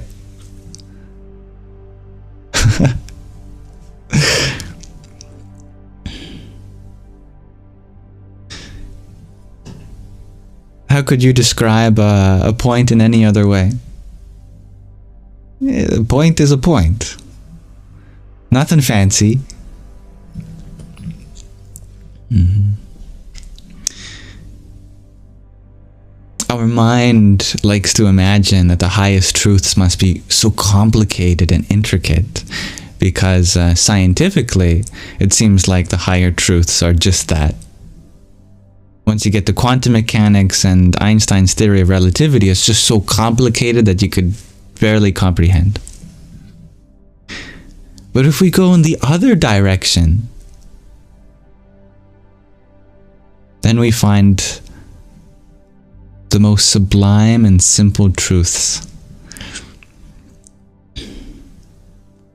that are incomprehensible in just the opposite way. Incomprehensible because our mind refuses to believe that it could be that simple. We want some great and vast and intricate prophecy.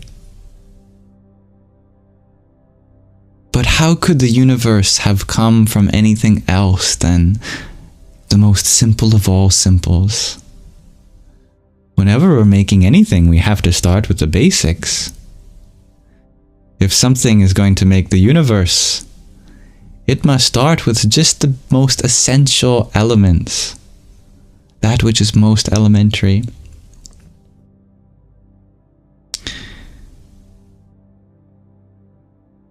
If we want to know the origin of our being, we have to think in simpler and simpler terms. We have to make ourselves smaller.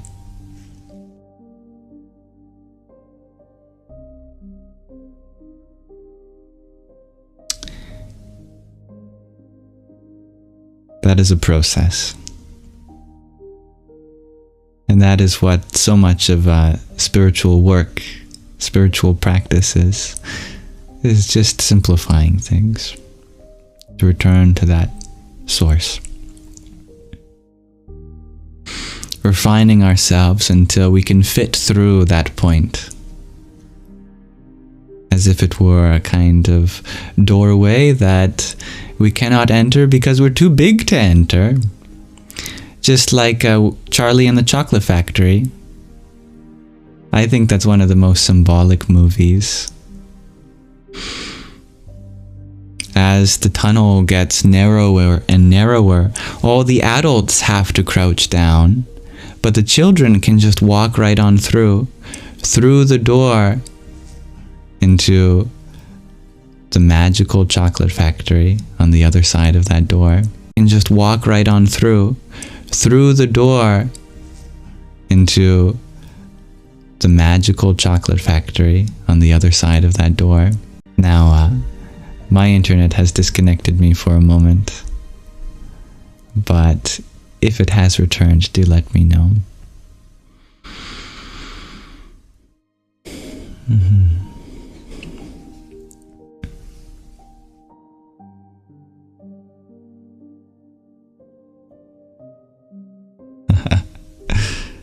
metaphor of that scene in Charlie and the Chocolate Factory is that in order to appreciate the wonder that exists on the other side of that door, children can just walk through. But us adults, we have to crouch down to be able to fit.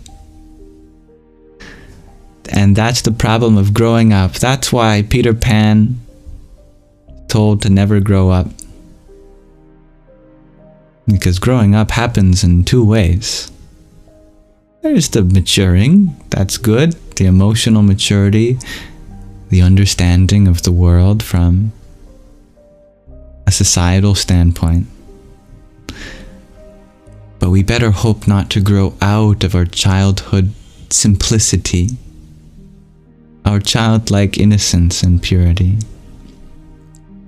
We have to revert back to that, make ourselves smaller, to be able to fit through that door. Thank you, dear Hexakid. So many puns can be made. Did you know the word point, I believe, is the English word with the most definitions? If you crack open a dictionary, you know, a nice big one, there's just pages and pages of alternative definitions for the word point, because we use that word in so many ways. And that's symbolic too. Thank you, Starlight Wow, for the baby ghost and rose you sent. Ram Ram. And dear Doom Knight, thank you for your harp-me. Om Ganganapataye Namaha. Thank you, Hybrid Jen, for your hanging lights. Om Ram Hanumate Namaha. And Mirmander, thank you for your harp-me. Jai Sitaram. Good night, dear Angela. And thank you, Starlight Wow, for your trio of baby hippos. Yippee.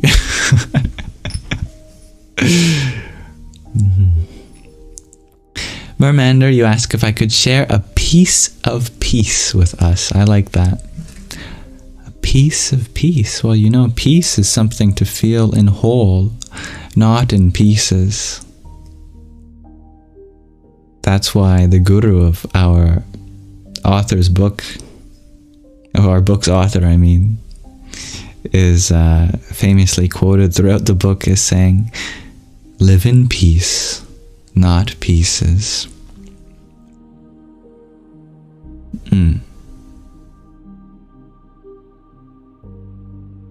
Here's a story for you.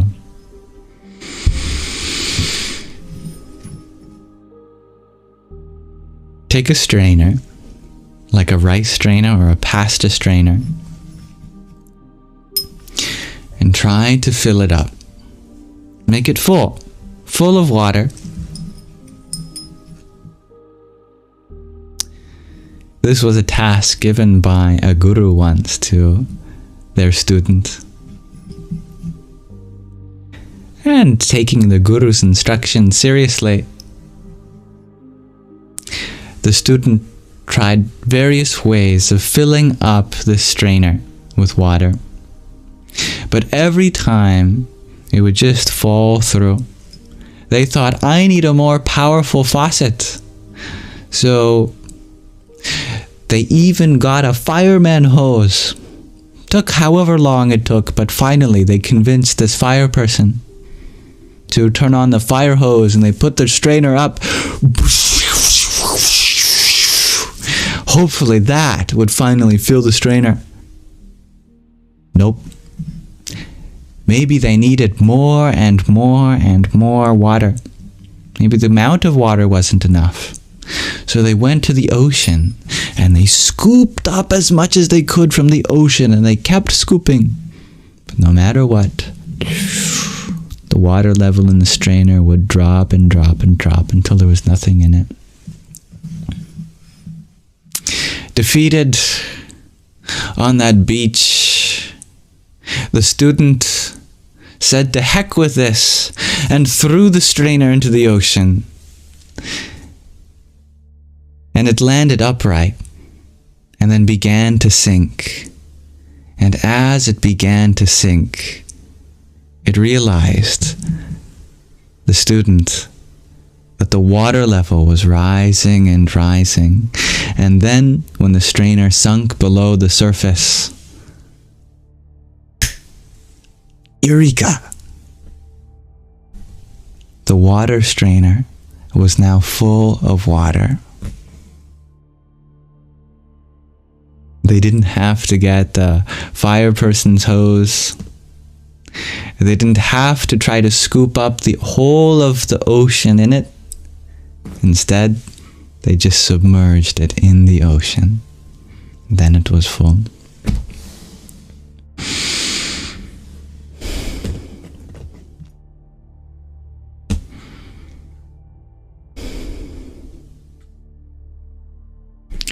And thank you, dear Miss Bliss, for your heart-me trio of team cheers. Om Shanti Shanti Shanti Harihi Om Tat Sat.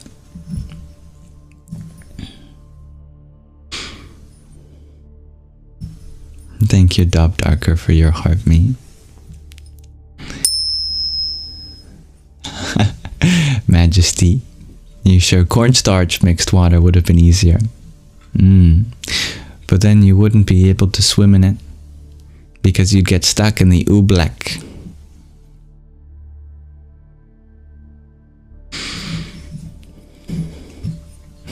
The great quote, dear Myrna, from Bruce Lee. Be water.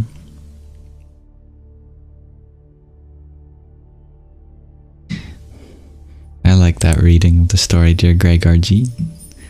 To not try so hard and to just let things be, and it will work out. Sometimes you need to give up to be able to find the fullness that is naturally available for you if you just surrender to it.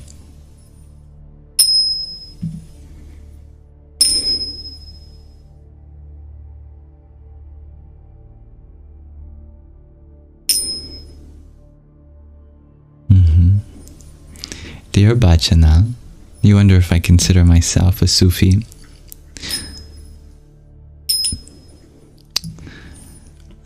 I do not consider myself a Sufi.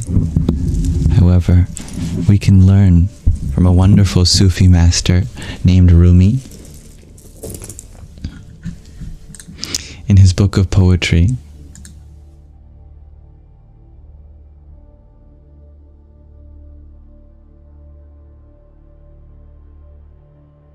let us read a poem from this renowned Sufi master.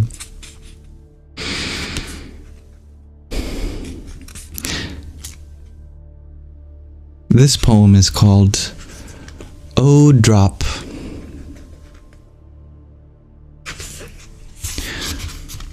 Listen, O drop, give yourself up without regret, and in exchange gain the ocean. Listen, O drop, bestow upon yourself this honor, and in the arms of the sea be secure. Who indeed should be so fortunate, an ocean wooing a drop? In God's name, sell and buy at once. Give a drop and take this sea full of pearls.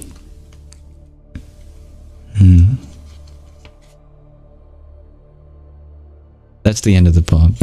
Just a nice short one. Thank you for listening.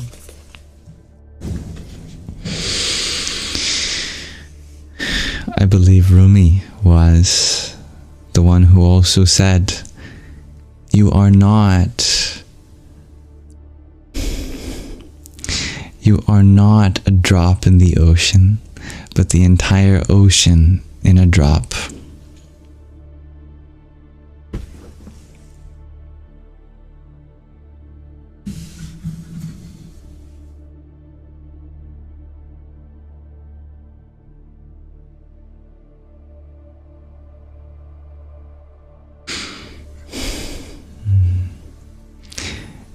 Dear Hexagon, you wonder if I play the metal drums. I know the one you're talking about.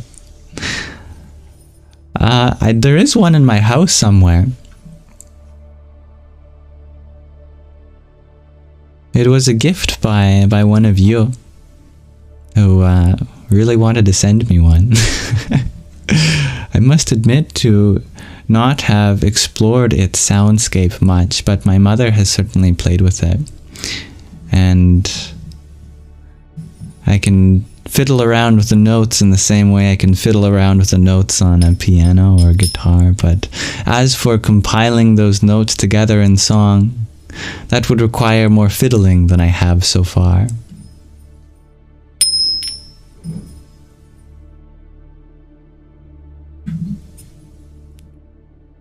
Thank you, dear Renvox, for your pumpkin.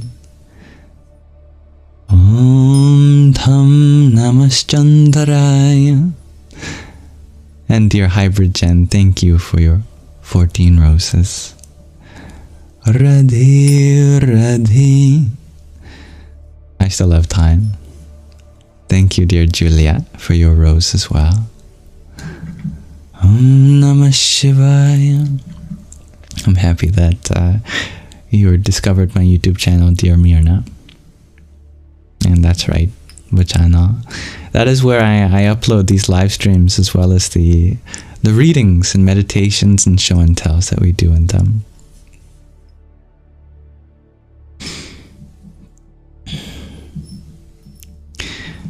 Dear G2 Infinity, Missed Rumi. Well, no, we can't have that now. I know you like Rumi. We must read another poem for you then.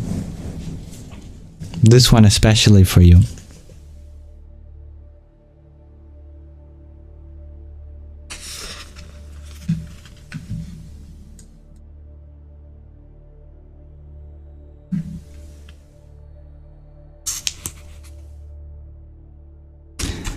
So let us read another poem from the Pocket Rumi.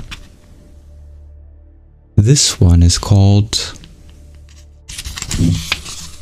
Heroes. Does any artist paint for the sake of the picture itself, without the hope of offering some good? No, but for the sake of the viewers and the young, who will be drawn by it and freed from cares. Or does any potter hastily throw a pot or a bowl, without any thought of what it will hold? Does any calligrapher write for the script alone, without any regard for the reader? The external form is for the sake of something unseen, and that took shape for something else unseen. Just as the moves in a game of chess reveal the results of each move in what follows. They make one move to conceal another move, and that for something else, and so on and on. So, move on, aware of reasons within reasons, one move after another to checkmate. One step is for the sake of another, like the rungs of a ladder to reach the roof. The hunger for food produces the vital fluid of procreation, and the light is in the parent's eyes. Someone with dulled vision sees no further than this. Their intelligence has no movement, it vegetates. Whether a plant is summoned or not, it stays planted within the soil. Don't be conceived if the wind bends it. Its head says, we obey the zephyr's request, while its feet say, leave us alone. Since they do not know how to move, they advance on trust like the blind. Consider what acting on trust means in a war. It's like a gambler trusting the throw of the dice. But if someone's insight is unfrozen, it penetrates the veil. They see with their own eye in the present what will come to pass in 10 years' time. In the same way, everyone perceives the invisible future, whether good or bad, according to the measure of its insight. Whether the barriers in front and behind are removed, the eye penetrates and reads the tablet of the unseen. When they look back to the origin of existence, the beginning and all past display themselves, including the argument between the angels of earth and the divine majesty, their resistance to recognizing our father Adam as God's steward. And when he casts his eye forward, he sees all that will come to pass until the gathering. Therefore, they see back to the root of the root and forward to the day of decision. Anyone, to the degree of their enlightenment, sees as much as they have polished of themselves.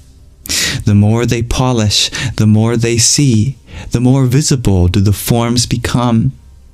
If you say purity is by the grace of God, then success in polishing is also through that generosity. That work and prayer is in proportion to the yearning. People have nothing but what they have striven for.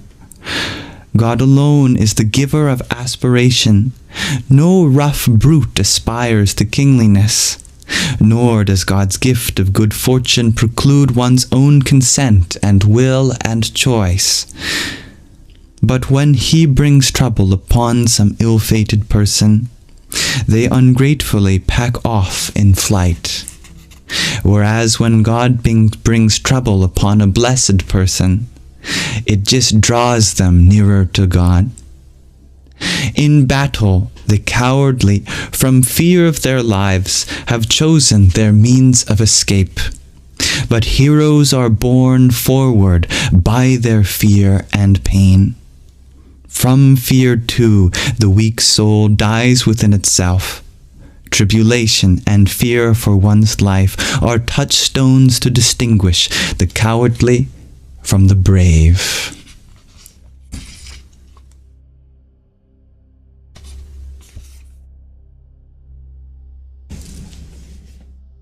Thank you for listening to such a wonderful poem by dear Rumi.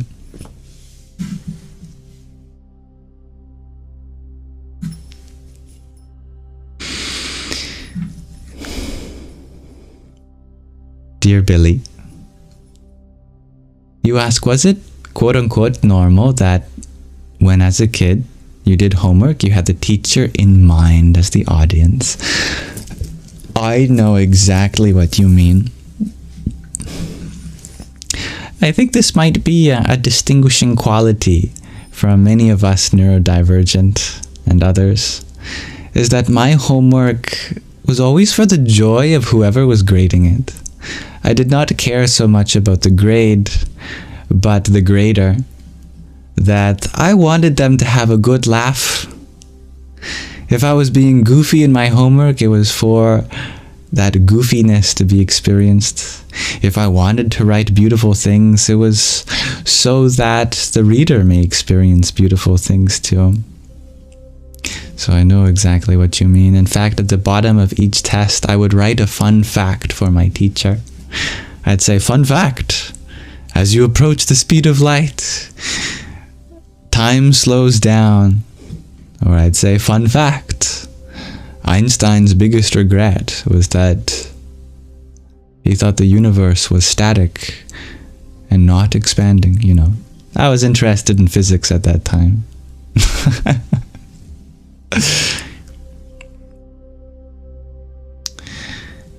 Yes. I think I never took school seriously, and I don't see why you should. Now, of course, school is a gateway to many careers and opportunities to take care of the world and your financial securities and whatnot. And I suppose I am privileged to not have to worry about that.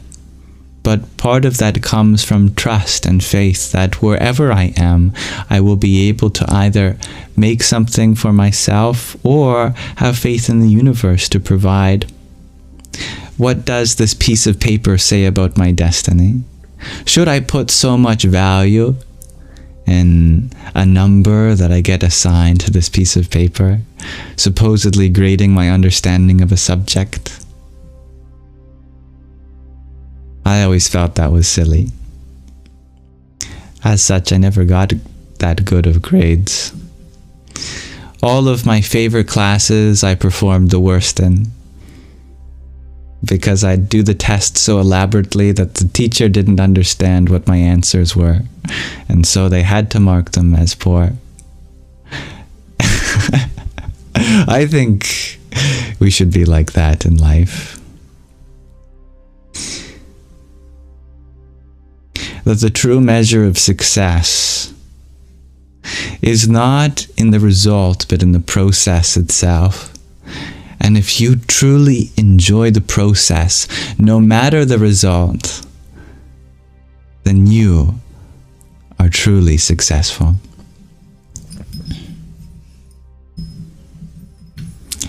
Thank you, dear Hybrid Jen, for your star. Ram Ram. Yes, we were reading from Dear Rumi. And does anyone remember the name of that poem?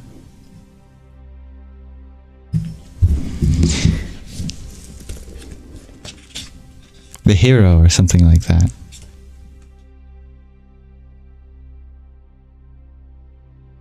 Let me try to find it for you.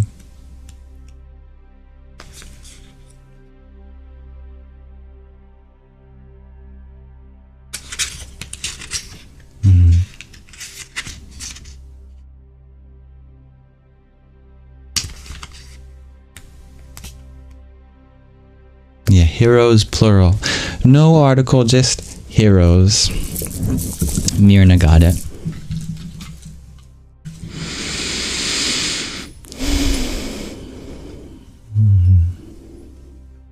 Now, I forgot to reveal the question of the day today. So allow me to do that before we begin a transition out of our manana and into our nididhyasana. My question for all of you today is, when the procreative urge arises, besides making babies, what can be done with that energy?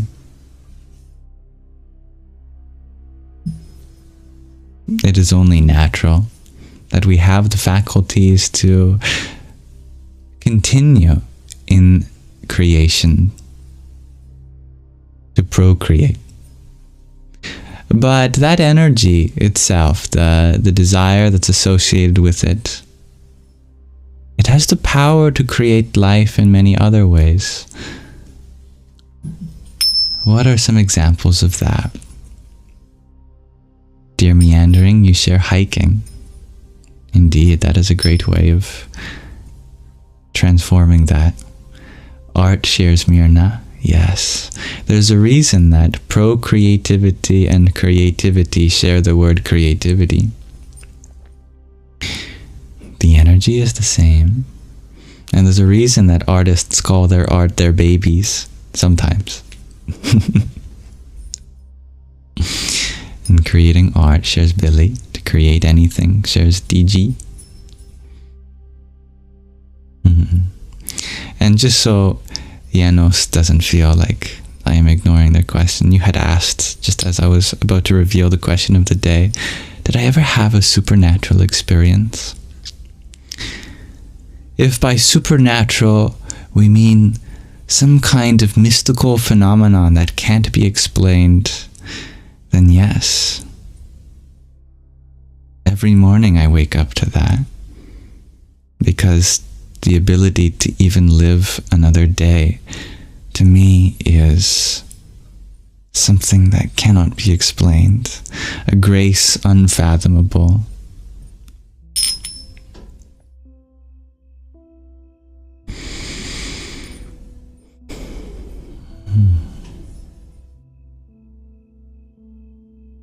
There's a lot of synchronicity in this live stream.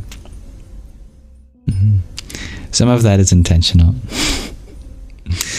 Some of that is, most of it is certainly grace. This energy of the procreative urge can also be alchemized, shares Scott. Indeed. Kev is not touching that question. Cara Bear. You sure we can manifest a better world when umming? Now what a verb you've chosen, to or not to Is this like oming? But rather the sound you make before making your order. I'll get the number 5.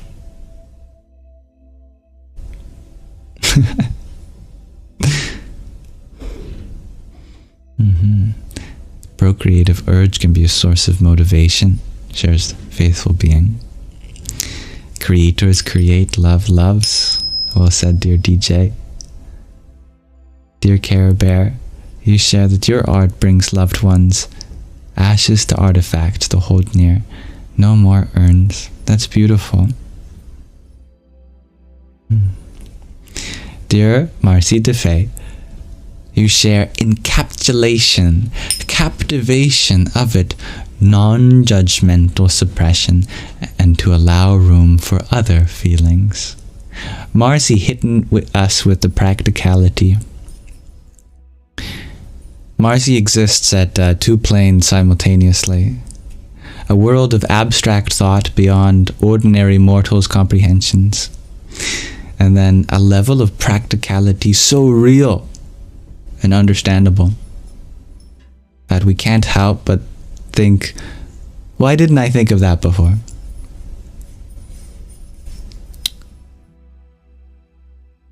Dear G to Infinity, you share that we can distribute that energy to those who are in need of compassion. I love that. Well said. And dear Riley, thank you for your rose. Om Namah Shakti Shivaya. Faithful Being, you share internal reflection and return to a childlike state, finding pleasure in simplicity. I like that. And with the procreative urge, we can create like a pro. Cheers, Greg Archie. You are funny. I like that.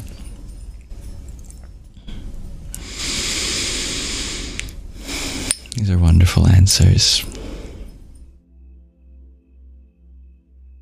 Thank you for exploring them with me, everyone.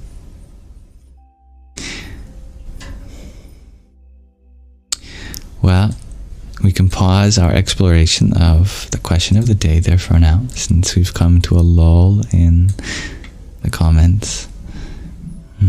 Shadow work is... Oh, I see. Your comment didn't come through. It shadow blocked you, dear Doom Knight. I'm sorry. I thought you were going to talk about shadow work, which is certainly applicable to the question of the day. And Faithful Being, you shared, will pass. The energy will repurpose to the next needed outlet. Wise words indeed. Alright, thank you for exploring this question of the day with me. I apologize for forgetting about it till now. If you have an answer that you'd really love to continue to be received by others, in the recording of this, in the comments section, you're welcome to elaborate and provide a fully fledged answer there. I like that, Doom Knight. You share that you can breathe it up your spine and activate Christ consciousness. That's the alchemical way indeed. The path of the tantric, the yogi. Indeed. Now let us transition from our manana to our nididhyasana.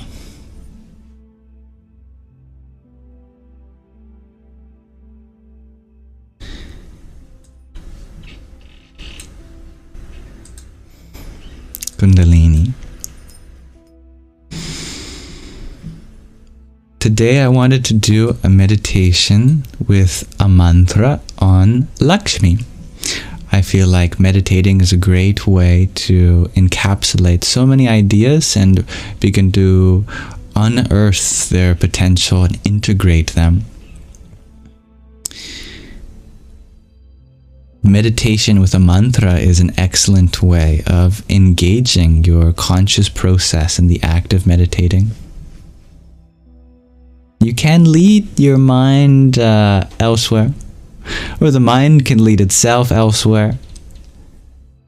A lot of our conception of meditation is without engaging the mind, but many forms of medication, I said medication. Meditation is a spiritual kind of medication, isn't it? Many forms of meditation do incorporate the mind, and mantra meditation is one of the most powerful forms of meditation. I'd like to do a mantra for Lakshmi because today is a very sacred day. Today is Dhanteras, also known as Dhanatrayodashi, which marks the beginning of the 5-day Diwali festival, the festival of lights. It falls on the 13th lunar day of Krishna Paksha, the dark fortnight in the month of Ashwin. The day is dedicated to the worship of Dhanvantari, the physician of the gods, and goddess Lakshmi, who represents health and prosperity. It's traditional on this day for people to purchase gold, silver, and other precious items. Good for feng shui, very auspicious and believed to bring good luck and prosperity. People may light lamps, and I've lit a candle behind me, perform Lakshmi Puja, the worship of the form of the divine as Lakshmi, the goddess of prosperity, and place diyas, oil lamps, around their homes to ward off negative energies and invite prosperity. This is a time to reflect on the importance of wealth, not just in material terms, but also in spiritual and health aspects, ensuring a balanced and harmonious life. May this Dhanteras bring abundant blessings, prosperity, and joy to your home and heart. The mantra that I have today is one that I'll reveal on my screen now. It is a wonderfully rhythmic mantra, and it has many bijas. Om Hrim Shrim Krim Shrim. These are called bija, or seed sounds, that are said to literally plant seeds in our consciousness, and meditating on them grows them into the very form of the divine that they bear. So it starts like that. Then it begins with the mantra Kuberaya Ashta Lakshmi Mama Gurha Dhanam Puraya Puraya Namaha. I'll tell you what that means, and then I'll tell you about some tricks to pronounce it as accurately as you can. We start with the mantra Om, the primordial sound representing the universe and the divine. Then we do the bija mantra Hrim, associated with the goddess Mahalakshmi, the great Lakshmi, invoking divine energy. Then we transition to the bija Shrim, which represents prosperity and abundance associated with Lakshmi. And by the way, it's not just said that these are words that just happen to mean these things. It's said that the meaning is created within us as we chant them. So we gain the benefit of these sounds just by chanting them. Next, there's Krim, a bija mantra symbolizing transformation and power. And then we go back to Shrim for emphasis on abundance and prosperity. Kuberaya means to Kubera, the god of wealth, which is the consort of Lakshmi, and Ashta Lakshmi, referring to the 8 forms of Lakshmi, each representing different types of wealth. Mama Grha means my home. Dhanam means wealth. Puraya means fill. Namaha, salutations or obeisance. So grammatically, this might mean, Om, I offer salutations to Kubera and the 8 forms of Lakshmi. Fill my home with wealth and abundance. The benefits of chanting this mantra is believed to invoke the blessing of both Lord Kubera, the treasurer of the gods, and goddess Lakshmi, the deity of wealth and prosperity. It is said to attract prosperity, financial stability, and abundance into one's home and life, promoting material and spiritual wealth. A little bit more about Lakshmi Kubera, the divine couple. Lakshmi, as we said, is the goddess of wealth, prosperity, and fortune, while Kubera is the lord of wealth and the king of the yakshas. Together they represent the ultimate obstacles and ensure the well-being of the family. And isn't that an important point? The ultimate obstacles. Because, pardon me, we can be so attracted to wealth and not realize the true wealth is with him. All right. So that's everything that I have to tell you about this mantra today, and I'm hoping the essence of that can stay with you as we chant this 108 times, an auspicious number. Just some notes on pronunciation. You'll notice some of these Latin characters have diacritics, which tell us that they're not our ordinary sounds in English. The dot below the M represents an anuswara, an inner sound, which is a nasalization. Like the letter M in English is one type of nasalization, the anuswara is more general. So you can pronounce it Om, but you can also pronounce it Om, Om, Om. Any sort of nasalization can do. A line over top of the I's and A's just represents a prolonged vowel. The E's and the O's are naturally long, so it's inherent. All O's and E's are long. They're twice the length of traditional vowels. That accent above the S is just the SH that we have in English, the sh sound, the palatal sibilant. In Sanskrit, it's a single letter, so it's transcribed as a single letter.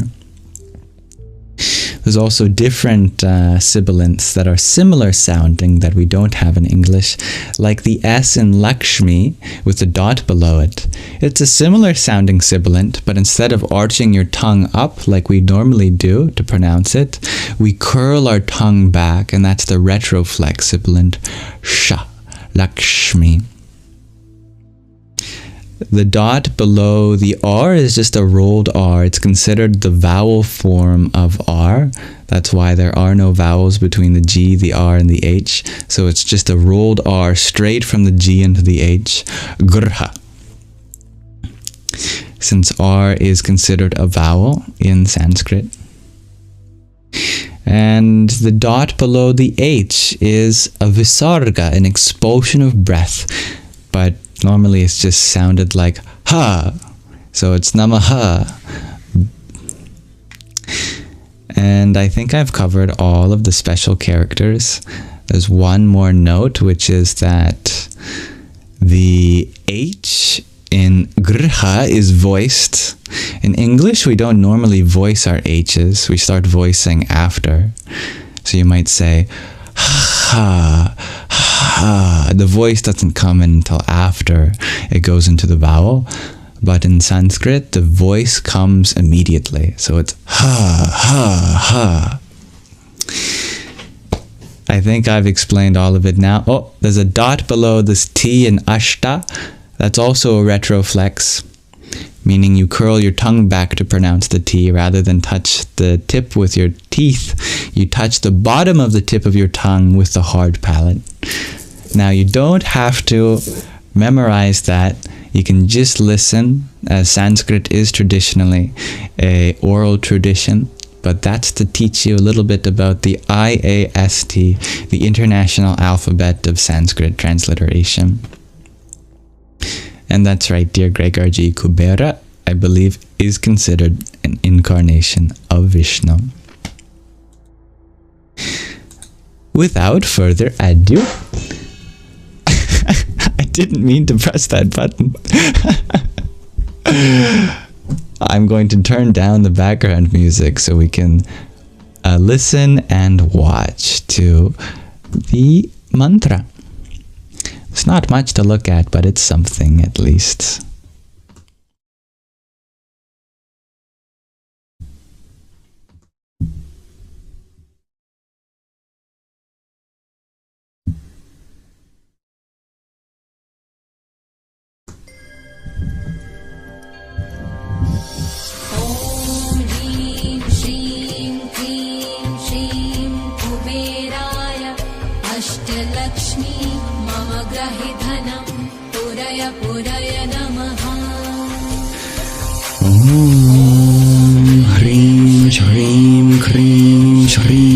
Kuberaya Ashtalakshmi Mama Grihadhanam Puraya Puraya Namaha.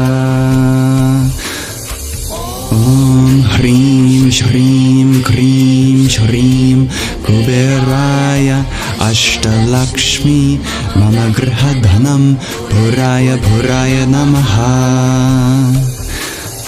Om Hrim Shrim Krim Shrim Kuberaya Ashtalakshmi Mama Girham Dharam Puraya Puraya Namaha.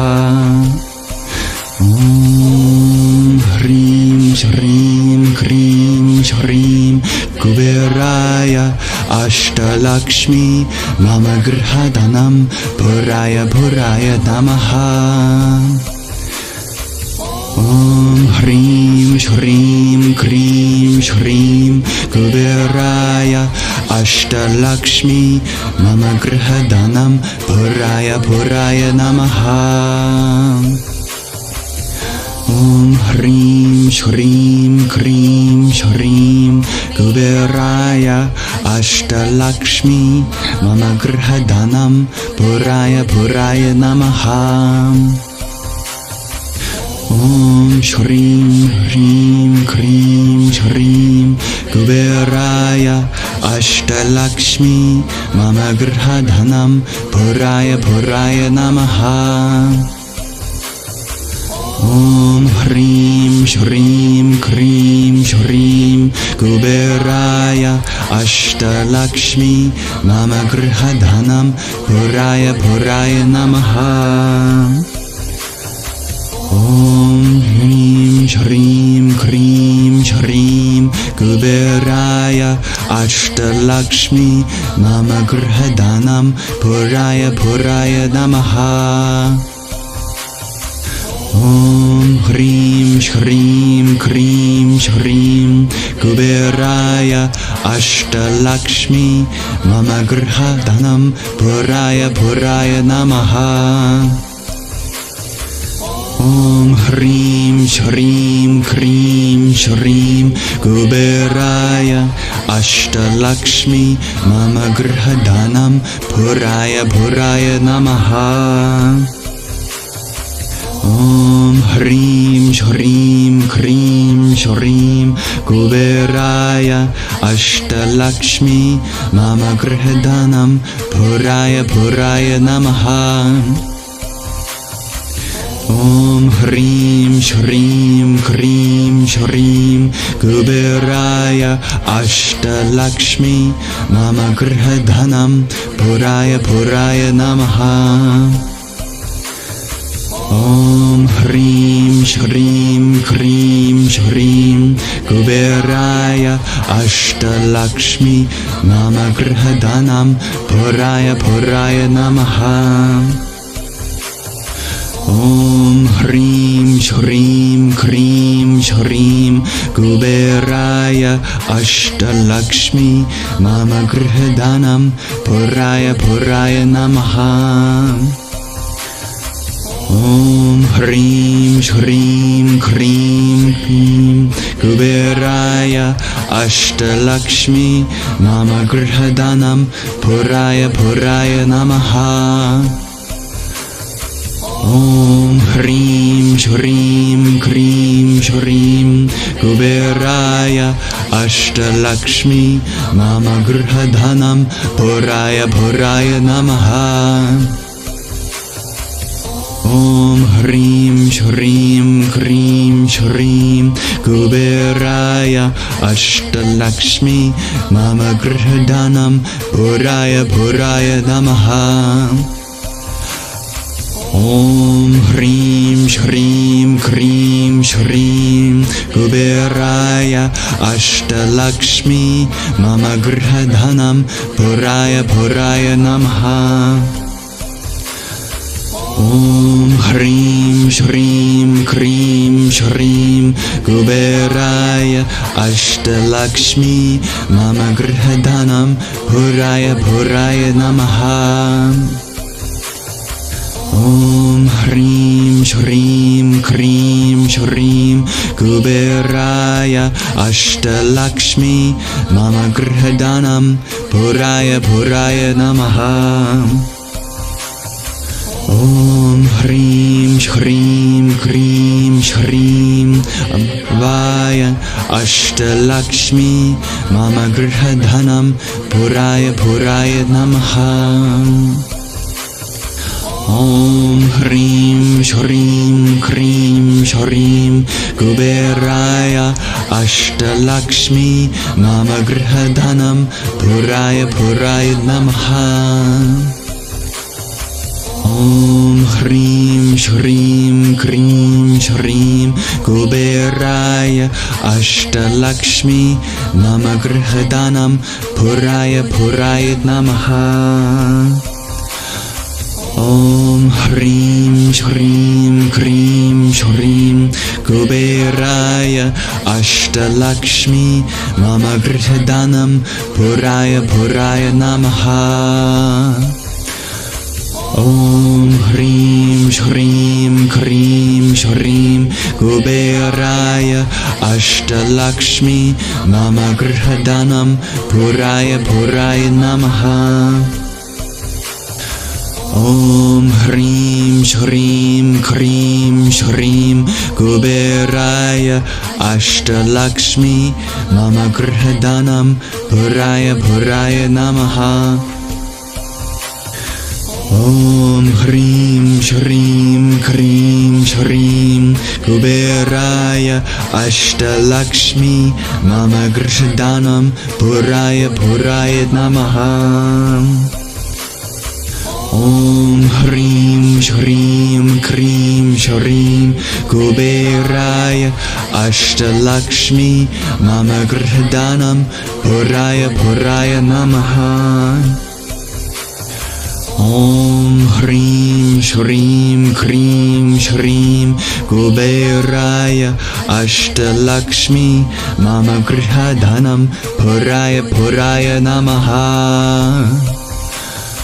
Om Hrim Shrim Krim Shrim Kuberaya Ashtalakshmi Mama Grihadhanam Puraya Puraya Namaha. Om Hrim Shrim Krim Shrim Kuberaya Ashtalakshmi Mama Grihadhanam Puraya Puraya Namaha.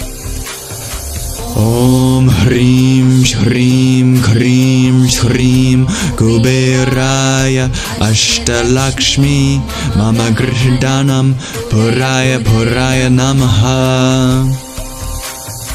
Om Shrim Shrim Krim Shrim Kuberaya Ashtalakshmi Mama Grihdanam Puraya Puraya Namaha.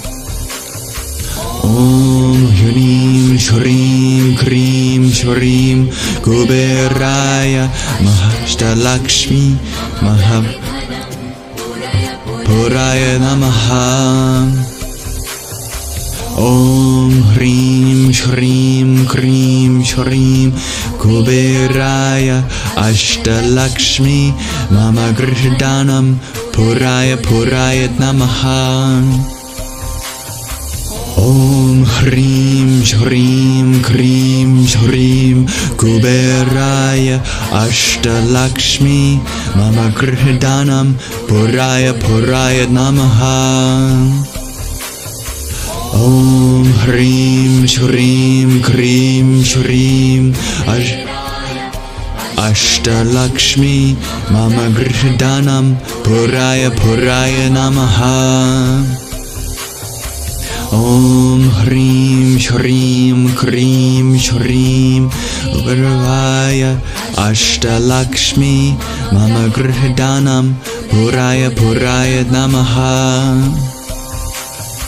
Om Hrim Shrim Krim Shrim Kuberaya Ashtalakshmi Mama Grihdanam Puraya Puraya Namaha.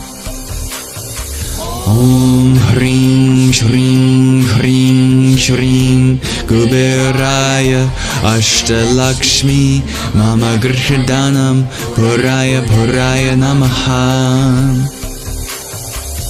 Om Hrim Shrim Krim Shrim Kuberaya Ashtalakshmi Mama Grihdanam Puraya Puraya Namaha. Om Hrim Shrim Krim Shrim Kuberaya Ashtalakshmi Mama Grihdanam Puraya Puraya Namaha. Om Hrim Shrim Krim Shrim Kuberaya Ashtalakshmi Mama Grihdanam Puraya Puraya Namaha. Om Hrim Shrim Krim Shrim Kuberaya Ashtalakshmi Mama Grihdanam Puraya Puraya Namaha. Om Hrim Shrim Krim Shrim Kuberaya Ashtalakshmi Mama Grihdanam Puraya Puraya Namaha. Om Hrim Shrim Krim Shrim Kuberaya Ashtalakshmi Mama Griha Puraya Puraya Namaha. Om Hrim Shrim Krim Shrim Kuberaya Ashtalakshmi Mama Grihdanam Puraya Puraya Namaha. Om Hrim Shrim Krim Shrim Kuberaya Ashtalakshmi Mama Grihdanam Puraya Puraya Namaha. Om Hrim Shrim Krim Shrim Kuberaya Ashtalakshmi Mama Grihdanam Puraya Puraya Namaha. Om Hrim Shrim Krim Shrim Kuberaya Ashtalakshmi Mama Grihdanam Puraya Puraya Namaha. Om Hrim Shrim Krim Shrim Kuberaya Ashtalakshmi Mama Grihdanam Puraya Puraya Namaha. Hrim Shrim Krim Shrim Kuberaya Ashtalakshmi Mama Grihdanam Puraya Puraya Namaha. Om Hrim Shrim Krim Shrim Kuberaya Ashtalakshmi Mama Grihdanam Puraya Puraya Namaha. Om Hrim Shrim Krim Shrim Kuberaya Ashtalakshmi Mama Grihdanam Puraya Puraya Namaha. Hrim Shrim Krim Shrim Kuberaya Ashtalakshmi Mama Grihdanam Puraya Puraya Namaha. Om Hrim Shrim Krim Shrim Kuberaya Ashtalakshmi Mama Grihdanam Puraya Puraya Namaha. Om Hrim Shrim Krim Shrim Kuberaya Ashtalakshmi Mama Grihdanam Puraya Puraya Namaha. Om Hrim Shrim Krim Shrim Kuberaya Ashtalakshmi Mama Grihdanam Puraya Puraya Namaha. Om Hrim Shrim Krim Shrim Kuberaya Ashtalakshmi Mama Grihdanam Puraya Puraya Namaha. Om Hrim Shrim Krim Shrim Kuberaya Ashtalakshmi Mama Grihdanam Puraya Puraya Namaha. Om Hrim Shrim Krim Shrim Kuberaya Ashtalakshmi Mama Grihdanam Puraya Puraya Namaha. Om Hrim Shrim Krim Shrim Kuberaya Ashtalakshmi Mama Grihdanam Puraya Puraya Namaha. Om Hrim Shrim Krim Shrim Kuberaya Ashtalakshmi Mama Grihdanam Puraya Puraya Namaha. Om Hrim Shrim Krim Shrim Kuberaya Ashtalakshmi Mama Grihdanam Puraya Puraya Namaha. Om Hrim Shrim Krim Shrim Kuberaya Ashtalakshmi Mama Grihdanam Puraya Puraya Namaha. Hrim Shrim Krim Shrim Kuberaya Ashtalakshmi Mama Grihdanam Puraya Puraya Namaha.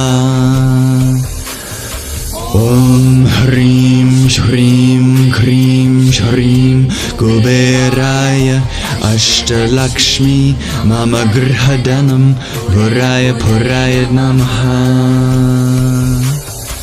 Om Hrim Shrim Krim Shrim Kuberaya Ashtalakshmi Mama Grihdanam Puraya Puraya Namaha. Om Hrim Shrim Krim Shrim Kuberaya Ashtalakshmi Mama Grihdanam Puraya Puraya Namaha. Om Hrim Shrim Krim Shrim Kuberaya Ashtalakshmi Mama Grihdanam Puraya Puraya Namaha. Om Hrim Shrim Krim Shrim Kuberaya Ashtalakshmi Mama Grihdanam Puraya Puraya Namaha. Om Hrim Shrim Krim Shrim Kuberaya Ashtalakshmi Mama Grihadanam Puraya Puraya Namaha. Om Hrim Shrim Krim Shrim Kuberaya Ashtalakshmi Mama Grihadanam Puraya Puraya Namaha. Om Hrim Shrim Krim Shrim Kuberaya Ashtalakshmi Mama Grihadanam Puraya Puraya Namaha. Om Hrim Shrim Krim Shrim Kuberaya Ashtalakshmi Mama Grihadanam Puraya Puraya Namaha. Shrim Shrim Krim Shrim Kuberaya Ashtalakshmi Mama Grihadanam Puraya Puraya Namaha. Om Hrim Shrim Krim Shrim Kuberaya Ashtalakshmi Mama Grihadanam Puraya Puraya Namaha. Om Hrim Shrim Krim Shrim Kuberaya Ashtalakshmi Mama Grihadanam Puraya Puraya Namaha. Om Hrim Shrim Krim Shrim Kuberaya Ashtalakshmi Mama Grihadanam Puraya Puraya Namaha. Hrim Shrim Krim Shrim Kuberaya Ashtalakshmi Mama Grihadanam Puraya Puraya Namaha.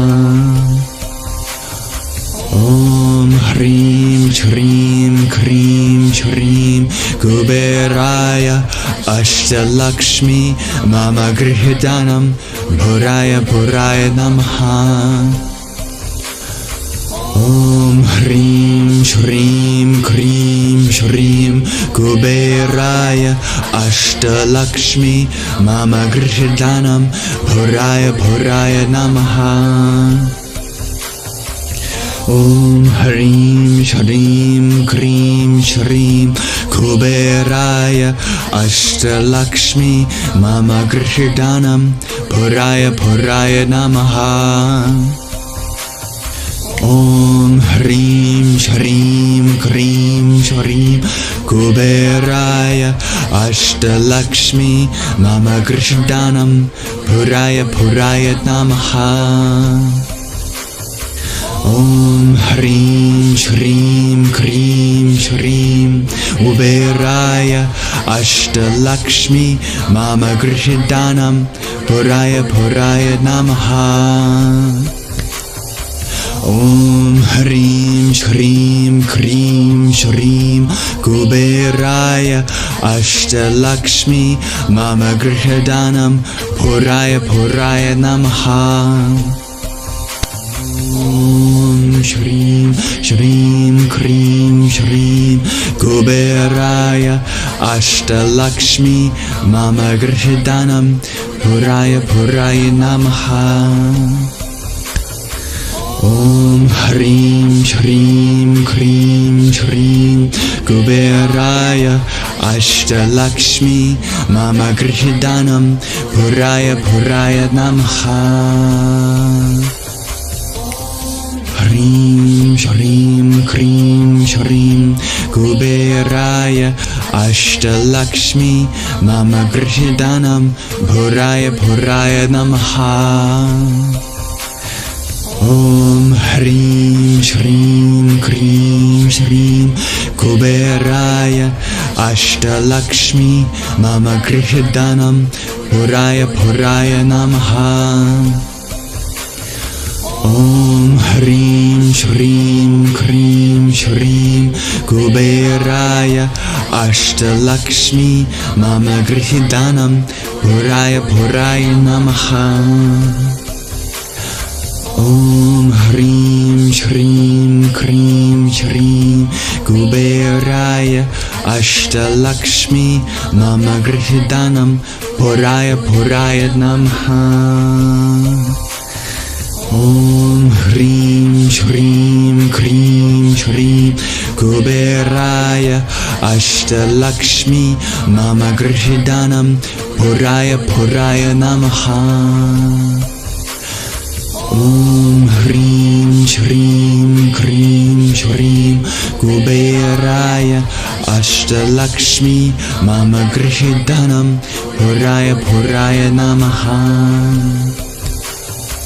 Om Hrim Shrim Krim Shrim Kuberaya Ashtalakshmi Mama Grihidhanam Puraya Puraya Namaha. Om Hrim Shrim Krim Shrim Kuberaya Ashtalakshmi Mama Grihidhanam Puraya Puraya Namaha. Om Hrim Shrim Krim Shrim Kuberaya Ashtalakshmi Mama Grihidhanam Puraya Puraya Namaha. Om Hrim Shrim Krim Shrim Kuberaya Ashtalakshmi Mama Grihidhanam Puraya Puraya Namaha. Om Hrim Shrim Krim Shrim Kuberaya Ashtalakshmi Mama Grihidhanam Puraya Puraya Namaha. Om Hrim Shrim Krim Shrim Kuberaya Ashtalakshmi Mama Grihidhanam Puraya Puraya Namaha.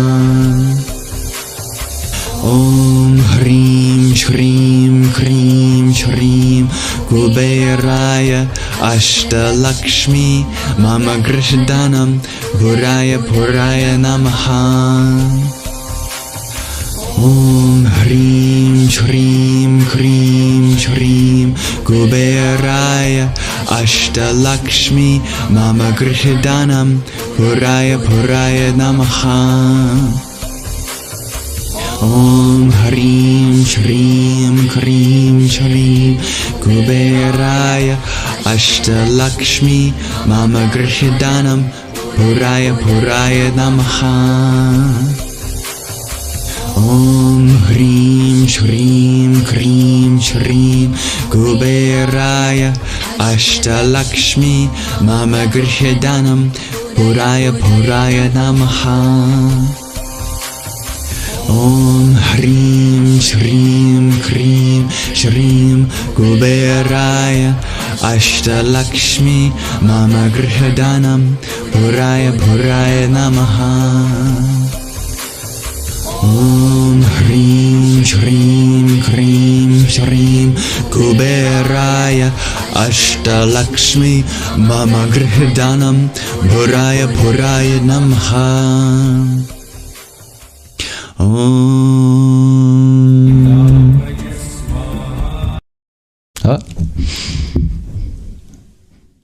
Thank you for listening or chanting along.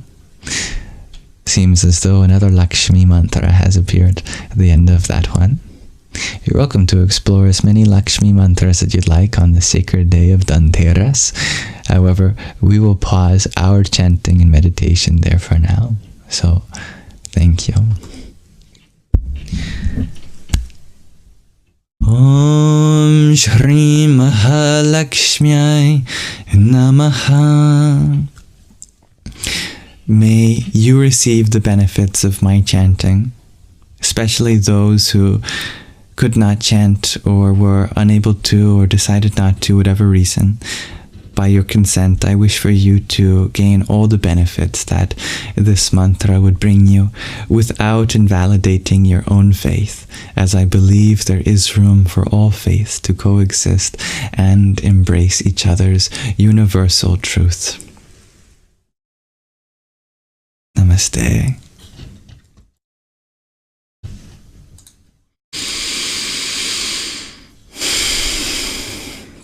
And have you liked that? That was so lovely. I'm happy to hear that, dear G to Infinity. Let you catch your breath. Yeah, that's right, dear Phoenix. It is breath work. I think it's so wonderful how Sanskrit consciously uses the breath in many ways to aspirate certain syllables and to withdraw it from one. Just as you heard at the end of that mantra in the Namaha, there's a special Visarga, which is an expulsion of breath representing a surrender of sort. And many times throughout there was, pardon me, my goodness, I got the hiccups. The Anusvara, which is the complement of the Visarga. The Visarga is an expulsion of breath. The Anusvara is a kind of redirection of that same flow of energy, but not outward, but inward.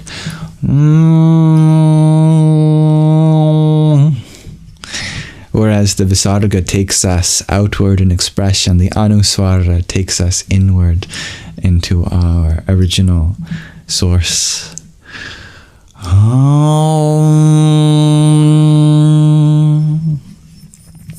Flow of the breath is a wonderful thing, and I love when mantras make full use of them.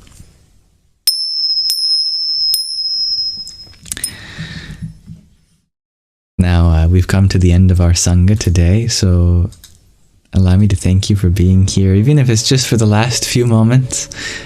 I do have to thank those who sent a gift whilst we began to chant or were chanting, such as Hairspray Betty for subscribing. Never is it necessary to be a subscriber here, but I hope you enjoy the little sticker pack and name tag that comes with it. It's something little I can offer in return, and I hope to continue to offer my service to you and everyone as we deepen ourselves on our mutual spiritual paths. Om Shri Maha Lakshmi Namaha.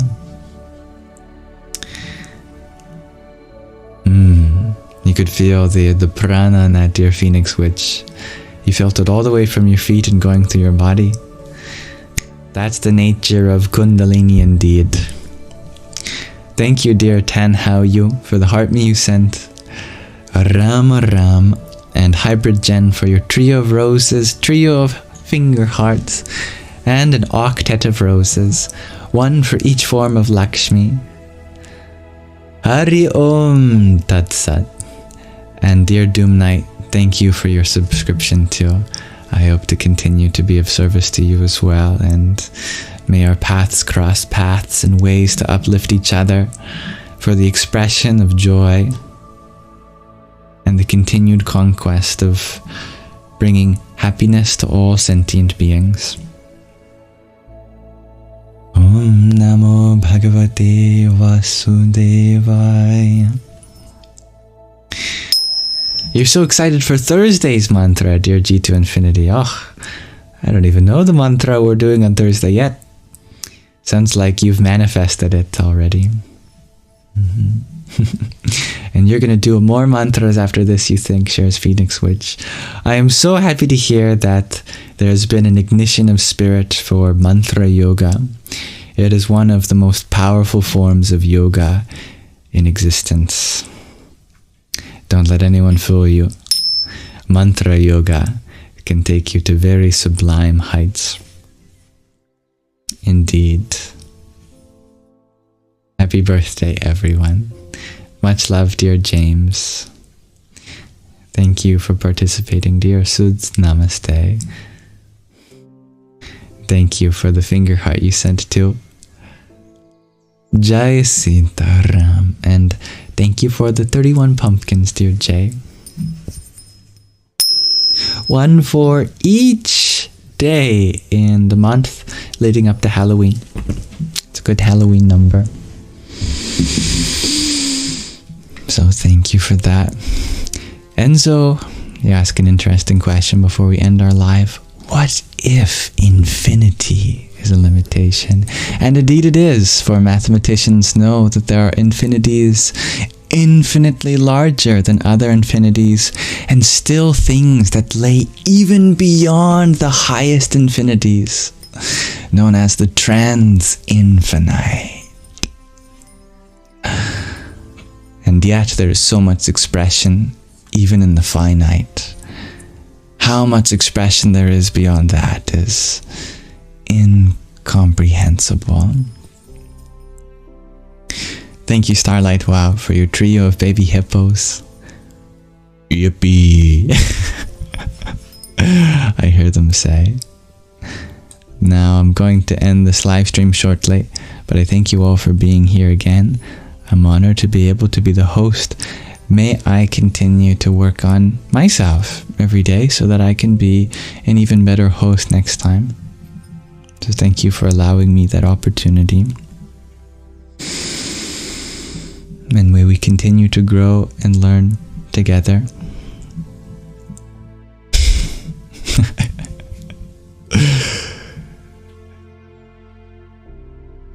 That's a good tongue twister, dear Billy. How much wood could a woodchuck chuck if a woodchuck could chuck wood? I suppose a woodchuck could chuck as much wood as a woodchuck if a woodchuck could chuck wood. Yes. If any part of this live stream was valuable to you, I'll upload the recording of it to my Yamsox Lives YouTube channel, along with the snippets of our meditation, our lovely show and tell, and the readings that we did. So if you want to check any of that out, it's there for you.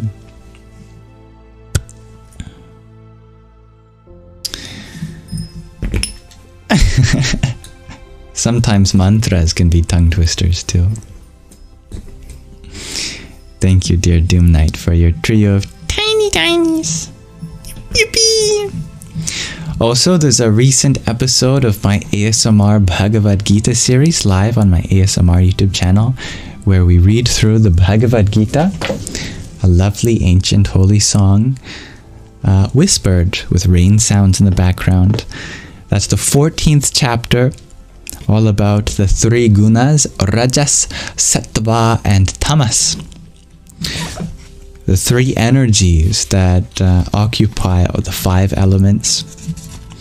And then I recently read the 15th chapter before I went live today, and so I hope to edit that soon too, and upload that. And then we'll almost be done the Bhagavad Gītā, as there is what? Just 18 chapters?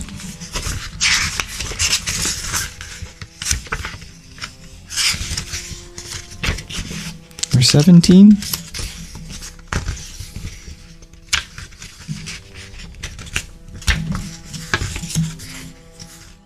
"18 chapters.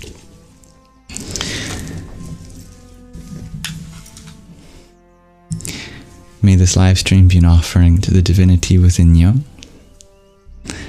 Asatoma satgamaya tamasoma jyotirgamaya martyorma amritangamaya. Om Shanti Shanti Shanti Harihi Om Tat Sat.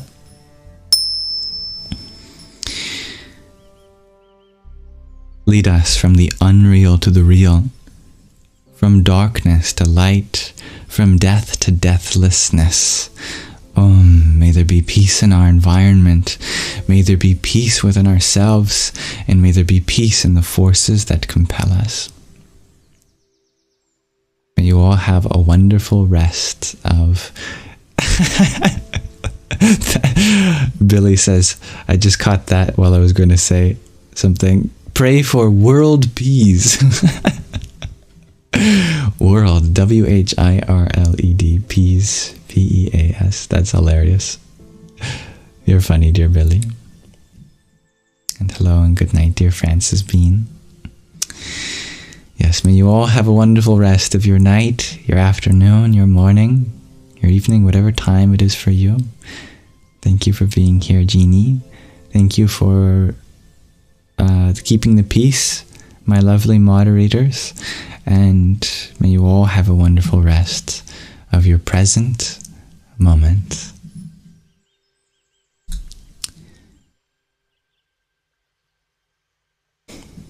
Happy Dhanteras, everyone.